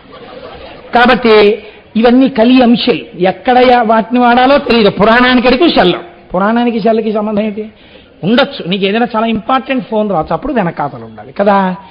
ఆ మర్యాద ఇంకోటి చెప్పడం ఏంటి నీకు. కాబట్టి సరే మళ్ళీ అవన్నీ ఎందుకు అల్లరి. కాబట్టి ఈ మూడే మనకి తెలుసు. ఈ మూడు మనకి ఎంతో సుందరంగా ఉంటాయి. బాయ్ ఎంత ఆనందం, ఎంత ఆనందం, ఎంత ఆనందం. పడుకోవడం ఆనందం. టైమ్లీ బెడ్ అండి, నేను కరెక్ట్గా నిద్రైపోతాను, పడుకుంటాను, అంతే సుందరం. నేను బెడ్ కాఫీ తాగేయాలండి లేవగానే, సుందరం. ఎంత ఆనందమో, సంధ్యానందనం అక్కర్లేదు. కాబట్టి అది సౌందర్యం. గుర్రు పెట్టి నిద్రైపోవడం. నేను కానీ పడుకున్నానా, ఏనుగులు తొక్కినా నాకు తెలియదండి, పక్క వాళ్ళకి నిద్ర పట్టదు అంతే. రెండు పెద్ద పుల్లు పోరాడుకున్నట్టు ఉంటుంది. ఇంకా వీళ్ళెందుకు నిద్రపోతారు పాపం. ఆవిడ ఏదో అలవాటు చేసుకుని 10 ఏళ్ల తర్వాత 12 ఏళ్ల తర్వాత ఆవిడకి అలవాటు వస్తుంది. ఆవిడకి ఆ చప్పులు లేకపోతే నిద్ర పట్టడం స్థితి వస్తుంది. కాబట్టి ఇప్పుడు జాగ్రత్త, స్వప్న, సుషుప్తి ఈ మూడు అవస్థల్లో సుందరంగా ఉన్నాయని తిరగడమే త్రిపుర సుందరి. అదే స్థూల సూక్ష్మ కారణ శరీరం. ఇప్పుడు ఈ మూడు కాదురా విర్రాడా, పరమకారణ శరీరం ఒకటి ఉంది భగవంతుడు. దాన్ని చెందాలి నువ్వు, దాన్ని తెలుసుకోవాలి. దాన్ని తెలుసుకోవడానికి ముందు భక్తితో పట్టుకోవాలి ఈశ్వరుడి పాదాలు. పట్టుకుంటే ఆయన బాణం వేస్తాడు. ఆ బాణం తగిలితే త్రిపురములు కూలిపోతాయి. అప్పుడు స్థూల సూక్ష్మ కారణముల మీద మమకారం లేకుండా తురీయమునందు తాను సాక్షిగా ఈ మూడింటిని చూస్తాడు. ఈ స్థితికి ఈశ్వరుడు పైకెత్తడానికి దయ ఉండాలి ఆయనకి. ఆ దయ భక్తి వలన కలుగుతుంది. కాబట్టి ఇప్పుడు త్రిపురములను ఆగ్రహంతో చంపాలా, దయతో చంపాలా? దయతో చంపాలి. కాబట్టి త్రిపురాసుర సంహారము దేని వలన జరిగినది అంటే కేవలము శంకరుని యొక్క అపారమైనటువంటి దయ వలన త్రిపురాసుర సంహారము జరిగినది. మీరు ఇది వినేటప్పుడు మీకు నేను ఒక్క విషయాన్ని విజ్ఞాపన చేస్తాను, మీరు కొంచెం జాగ్రత్తగా వినండి. మనకి శంకర భగవత్పాదులు మహానుభావుడు, జగదాచార్యులు. వారు స్పృశించినటువంటి విషయం లేదు, వారు చెప్పనటువంటి విషయం లేదు. భక్తి అన్న మాటకు అసలు అర్థం ఏమిటో, భక్తికి మీకు మీరుగా న్యాయమూర్తిగా కూర్చుని మీరు భక్తిగా ఉన్నారో లేరో మీరు ఎలా చూసేసుకోవచ్చో శంకరాచార్యుల వారు ప్రబోధ సుధాకరము అని అద్భుతమైనటువంటి గ్రంథం శంకరాచార్య కృతం. అందులో ఒక శ్లోకం చెప్పారు శంకరాచార్యుల వారు. మీరు చూడండి ఎంత అందంగా ఉంటుందో. చేతశ్చంచలతాం విహాయ పురతః సంధాయ కోటిద్వయం తత్రైకత్య నితేహి సర్వ విషయా సన్యత్ర చ శ్రీపతిం విశ్రాంతిర్హితమస్యః త్వనుతయోర్మధ్యే తదాలోచ్యతాం యుక్త్యావానుభవేన యత్ర పరమానందశ్చ తత్సేవ్యతాం అన్నారు. మీరు ఒక త్రాసుని తీసుకొచ్చి అలా పెట్టారనుకోండి, ఇటు తక్కెట్లోనూ ఏం లేదు, ఇటు తక్కెట్లోనూ ఏం లేదు. త్రాసు ముళ్ళు స్థిరముగా ఉంటుందా? ఉండదు. ఎందుకుండదో తెలుసా అండి? కాస్త గాలేసింది అనుకోండి, ఈ తక్కెడి ఇలా ఉంటుంది. ఈ తక్కెడి ఇలా కిందకి వెళ్ళగానే అన్నీ స్థిరంగా ఉంటాయి, పైన ఉన్నటువంటి ముళ్ళు మాత్రం ఇలా వంగుతుంది. కాసేపటికి ఎవరో వచ్చి ఇటు పక్కన ఏదో పడేస్తారు, అందులో ఓ రుమాలో ఏదో అక్కడ పెడతాడు, లేకపోతే తెచ్చుకున్న వస్తువులు ఏదో సర్దుకుంటూ గబుక్కున అలా వాచియో ఏదో తీసి అక్కడ పెట్టాడు. ఇప్పుడు ఏమవుతుంది? ఇలా ఉరుగుతుంది. త్రాసు అని దేనికి పేరు? ఎప్పుడు ముళ్ళు ఇలా ఇలా, మీరు తూకం కదండి వెయ్యాలి, మరి తూకం వెయ్యాలి కాబట్టి ఎప్పుడు ఇలా తిరుగుతూనే ఉంటుంది. ఈ త్రాసు యొక్క ముళ్ళు తిరగకుండా ఒక పక్కకి వంగిపోయి ఉండిపోవాలంటే ముళ్ళుని వంచేస్తే త్రాసు యొక్క శక్తి ఉన్నట్ట ఊడిపోయినట్ట? ముళ్ళు విరిగిపోయి ఒక పక్కకు వంగిపోయింది అనుకోండి, ఇప్పుడు మీరు దాన్ని త్రాసు అని పిలుస్తారా? అందులో చూస్తే ఒప్పుకుంటారా? ఒప్పుకోరు. ఇందులో పదార్థం పడినప్పుడు ఇటువైపు బరువు ఎక్కువగా ఉన్నది అని ఇటు పక్కకి వంగిపోయి ఉండిపోయింది అనుకోండి, అప్పుడు అది త్రాసు కదండి. అప్పుడు ఇది ఎంత బరువు అంటే ఇటు పక్కన మీరు ఏవి తీసుకొచ్చి ఎన్ని తీసుకొచ్చి పెట్టండి, ఇంకా ఈ ముళ్ళు కదలదు. ఎందుకు కదలదు ఈ ముళ్ళు? ఇటు బరువు చాలా ఎక్కువ, దీంతో సమానమైంది అటు లేదు. ఎన్ని తెచ్చి మీరు పెట్టండి, దీని బరువుకు అటు సరిపోవట్లేదు. సరిపోకపోతే ఏమవుతుంది? ఒక ఉదాహరణకి మీరు తేలిగ్గా అర్థం అవడానికి చెప్తాను. ఒక కేజీ రాయి ఉంది మీ దగ్గర, ఒక 500 గ్రాముల రాళ్ళు ఉన్నాయి. మీరు కేజీ రాయిని తీసుకొచ్చి ఇటు పక్కన పెట్టారు, 100 గ్రాముల రాయిని తీసి యువతల పక్కన పెట్టారు, లేవలేదు. 200 గ్రాములు పెట్టారు, లేవలేదు. 300 గ్రాములు పెట్టారు, లేవలేదు. 400 గ్రాములు పెట్టారు, లేవదు. 500 గ్రాములు పెట్టారు, లేవదు. పెట్టడానికి మీ దగ్గర ఇంకేమైనా ఉందా? లేదు. ముళ్ళు ఏమైపోయింది? అటువైపే చూపిస్తూ ఉండిపోయింది. నీ భక్తి అనబడేటటువంటిది ఇలా సూచిగా వంగిపోవాలంటే ఒకటి నేర్చుకో. యువతల వైపు తక్కెట్లో పరమేశ్వరుణ్ణి కూర్చోపెట్టు, భగవంతుణ్ణి కూర్చోపెట్టు. నీ మనస్సులో బరువు ఎటువైపుకి వంగి ఉంటుంది అటే. ఇటువైపుకి ఏం పడుతున్నాయి? దానితో తుల్యమైనవి ఇంకా ప్రపంచంలో లేవు. ఒకనాడు కష్టం పడింది, ఇది లేవదు, పైన కదలదు. ఎందుకని? ఇది ఈ బరువు ఎక్కువ, ఈశ్వరుణ్ణి పట్టుకుని ఉన్నావు, ఈ కష్టానికి లేవదు. సుఖం వచ్చింది, లేవదు. కష్టం వచ్చింది, ఏ జన్మలో ఏ పాపం చేశానోనండి, ఈశ్వరుడు ఇలా తీసేశాడు. లేచి కదిలిందా? కదలలేదు, అలాగే ఉన్నావు. ఎందుకని? దీన్ని పట్టుకుని ఉన్నావు, ఇది దీని బరువు ఎక్కువ. ఒకనాడు సుఖం వచ్చింది, ఈశ్వరానుగ్రహం అండి, ఆ స్వామి నన్ను రక్షించడానికి నాకు ఈ సుఖం ఇచ్చాడు. ఇప్పుడు కదిలిందా? ఇప్పుడు కదలలేదు. కష్టమునందు సుఖమునందు కదలకుండా తక్కెడ ఒక పక్కకి వంగిపోయిందని పైన ఉన్న సూచి ఇటు తిరిగిపోయినట్టు యువతల తక్కెట్లోకి ఏవి పడుతున్నా కదలని తక్కెడగా అవతల వైపుకి బరువు పెట్టగలిగితే, నీవు ఈశ్వరుణ్ణి కూర్చోపెట్టగలిగితే, అన్నీ ఎన్ని వచ్చినా దీని వలన దాని ఎందుకు కదలిక లేకపోతే, నువ్వు అలా ఉండిపోతే, అప్పుడు నీ మీద త్రిపురాసుర సంహారం జరగడానికి ఆవశ్యకమైన బాణం వెయ్యడానికి ఈశ్వరుడు సిద్ధంగా ఉన్నాడు. ఈ భక్తి వలన జ్ఞానం వస్తోంది. నీవు భక్తిగా ఉన్నావో లేదో నీ మనస్సుని చూస్తూ ఉండు. కష్టం వచ్చింది, కదిలిపోయింది అనుకోండి, అంటే నా భక్తిని కొంచెం పెంచాలి. స్వామి అనుగ్రహంగా నేను దీన్ని తీసుకోలేకపోతున్నాను, ఈశ్వర అనుగ్రహం, ఈశ్వర నా మనస్సుని ఇంకా పొందిక చెయ్యి, ఈ పాటి కదలిక లేకుండా చూడు. మళ్ళీ ఎవరికి చెప్పాలి? వీధిలోకి వచ్చి ఎవరికో చెప్పక్కర్లేదు, ఈశ్వరుడికి చెప్పాలి. ఈ కష్టానికి కదులుతోంది నా మనస్సు, కాబట్టి ఈశ్వర భక్తి కుదిరి లేదు. సుఖం వచ్చింది, ఇలా ఇలా ఇలా ఇలా ఇలా అన్నావు, ఊరంతా ఇది నాది నాది అంటున్నావు అనకు. ఈశ్వరానుగ్రహం అంటే ఒక చిరునవ్వునవ్వు. ఎవరికైనా ఏదైనా పెడుతున్నప్పుడు కూడా ముందు పెద్దల దగ్గరికి వెళ్ళి, పరమేశ్వరానుగ్రహం వల్ల మా ఇంట్లో ఈ శుభం జరుగుతోందండి, ఈశ్వరానుగ్రహంగా ఈ శుభం జరిగింది కాబట్టి మీ ఆశీస్సులు పొంది ఇటువంటి సుఖాల కలగడం వలన నా మనస్సు మరింత పూనిక ఈశ్వర పాదముల యందు పొందుగాక అని మీ ఆశీర్వచనం కోసం వచ్చారు అని అనేవాడు ఒకడు కనపడితే పొంగిపోవాలి ఆ రోజున. అంటే ఆయన కదలలేదు. దుఃఖం రాకుండా ఉంటుంది ఏంటండి? ఏదో దుఃఖం వచ్చింది, దుఃఖమునకు కదలకుండా మీరు మొదట్లో ఉండలేరు, నటనైపోతుంది. అది కదులుతుంది మనస్సు, మళ్ళీ దాన్ని వెనక్కి తేవాలి. తక్కెడ పట్టుకున్నప్పుడు చూడండి, ఇలా పట్టుకుంటాడు, కొంచెం కదులుతుంది. ఏం చేస్తాడు? ఇటువైపు వేసిన బరువుతో సమానం చేయాలంటే ఇందులో కొంత తీసేస్తాడు, మళ్ళీ కొంచెం వేస్తాడు. అటు ఊగి ఇటు ఊగి సమానం అయిపోతే అప్పుడు దీన్ని తీసేస్తాడు. కొలమానం ఏది? ఇదే. అలా ఊగడాన్ని అవకాశం ఇవ్వక అసలు మొదట్లో ఊగుతుంది, ఏది వేసినా ఊగుతుంటుంది. నువ్వు బాగా ఇటువైపు బరువుకి తాదాత్మ్యం పొందేస్తే అసలు ఇది కదలది. ఇటువైపు వేస్తూ ఉండడమే, తీస్తూ ఉండడమే. ఏది వేయి ఏది తీ, తక్కెడటే ఉంటుంది. అంటే తన మనసు మాత్రం కదలదు, కదిలినట్టు కనపడతాడు. బాగుండదు కాబట్టి లోకంలో, లోపల మాత్రం తాను అలాగే ఉన్నాడు. అన్నిటి యందు ఈశ్వరుడి యొక్క అనుగ్రహాన్ని, ఈశ్వర విభూతిని దర్శించుకుంటూ వెళ్ళిపోతాడు. అందుకే అలా దర్శించగలిగిన సమర్థత కలిగిన ధర్మము కాబట్టే సనాతన ధర్మం ఒక్కటే మృత్యువు రావద్దని అడగలేదు, మృత్యు దేవత అంది. మీరు చూడండి, ఈ శరీరము జర్జరీభూతం అయిపోతుంది, వృద్ధాప్యం వచ్చేస్తుంది, ముడతలు పడిపోతుంది, ఏమి వినపడవు, ఏమి కనపడవు. ఇంకా శరీరంలో ఆ గూటి యందు ఉండాలని కోరకూడదు.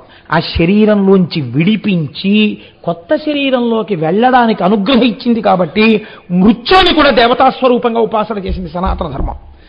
అకాల మృత్యు వద్దంది తప్ప పండిపోయిన పండు నేలరాలకూడదని మీరు అరక్కూడదు. అందుకే మృత్యుంజయ మంత్రం ఓం త్రయంబకం యజామహే సుగంధిం పుష్టివర్ధనం ఉర్వారుకమివ బంధనాన్ మృత్యోర్ముక్షీయమామృతాత్. దోసపండు విడిపోయినట్టు విడిపోమ్మని చెప్పింది. ఇది నీ భక్తి తక్కెట వలన నువ్వు నిరూపించుకుంటూ ఉండు. రోజు ప్రతిరోజు రాత్రి పడుకోబోయే ముందు ఎన్నింటికి కదిలిపోయావు, ఎన్నింటికి నిభాయించుకున్నావు, ఏవి వింటున్నా నవ్వుతూ ఎన్నింటికి మాట్లాడగలిగావు, ఎన్నింటి యందు ఇలా పళ్ళు పటపటలాడించేశావు. ఒకసారి ఆలోచించి 11 మాటలు నీ ఇష్టదైవతానామం చెప్తూ, నిద్రపోయే సమయం కాబట్టి శివనామం చెప్తూ, ఆయన స్వల్పకాలిక లయం చెయ్యగలిగిన వాడు కాబట్టి, ఈశ్వర రేపటి రోజున నేను అలా వేళ్లు విరవకుండా, నేను రేపటి రోజున అలా కోప్పడకుండా నేను నిభాయించుకునే శక్తి నాకు కృప చెయ్యి అని నమస్కారం చేసి పడుకోవాలి. ఇది సాధన. అలా చెయ్యగా చెయ్యగా చెయ్యగా ఈ తక్కెడ లేవదు, అప్పుడు త్రిపురాసుర సంహారం అవుతుంది అని మనకి శాస్త్రం మనం ఎక్కవలసినటువంటి మెట్లని శంకర భగవత్పాదులు చేసినటువంటి ప్రబోధ సుధాకరంతో అనుసంధానం చేసుకుని చూసినప్పుడు ఈ రాక్షస సంహారము మన యొక్క ఉన్నతిని చూపిస్తుంది. కాబట్టి ఈశ్వరుడి యొక్క లీలలలో దీనిని చాలా గొప్ప లీలగా చెప్తారు. రేపటి రోజు నుంచి మొత్తం శివమహాపురాణమునకంతటికీ కూడా ఆయుపట్టు లాంటివి ప్రారంభమవుతాయి. రేపటి నుంచి సోమవారం ప్రదోష వేళ కనుక పార్వతీ కళ్యాణ ఘట్టానికి బీజాలు పడడం మొదలవుతుంది. రేపటి నుంచి అటువైపు ఘట్టాలని మనం ప్రారంభం చేస్తాం. కాబట్టి సంతోషంగా రేపు ఆ ఘట్టాలని వినడం మొదలు పెడతారు.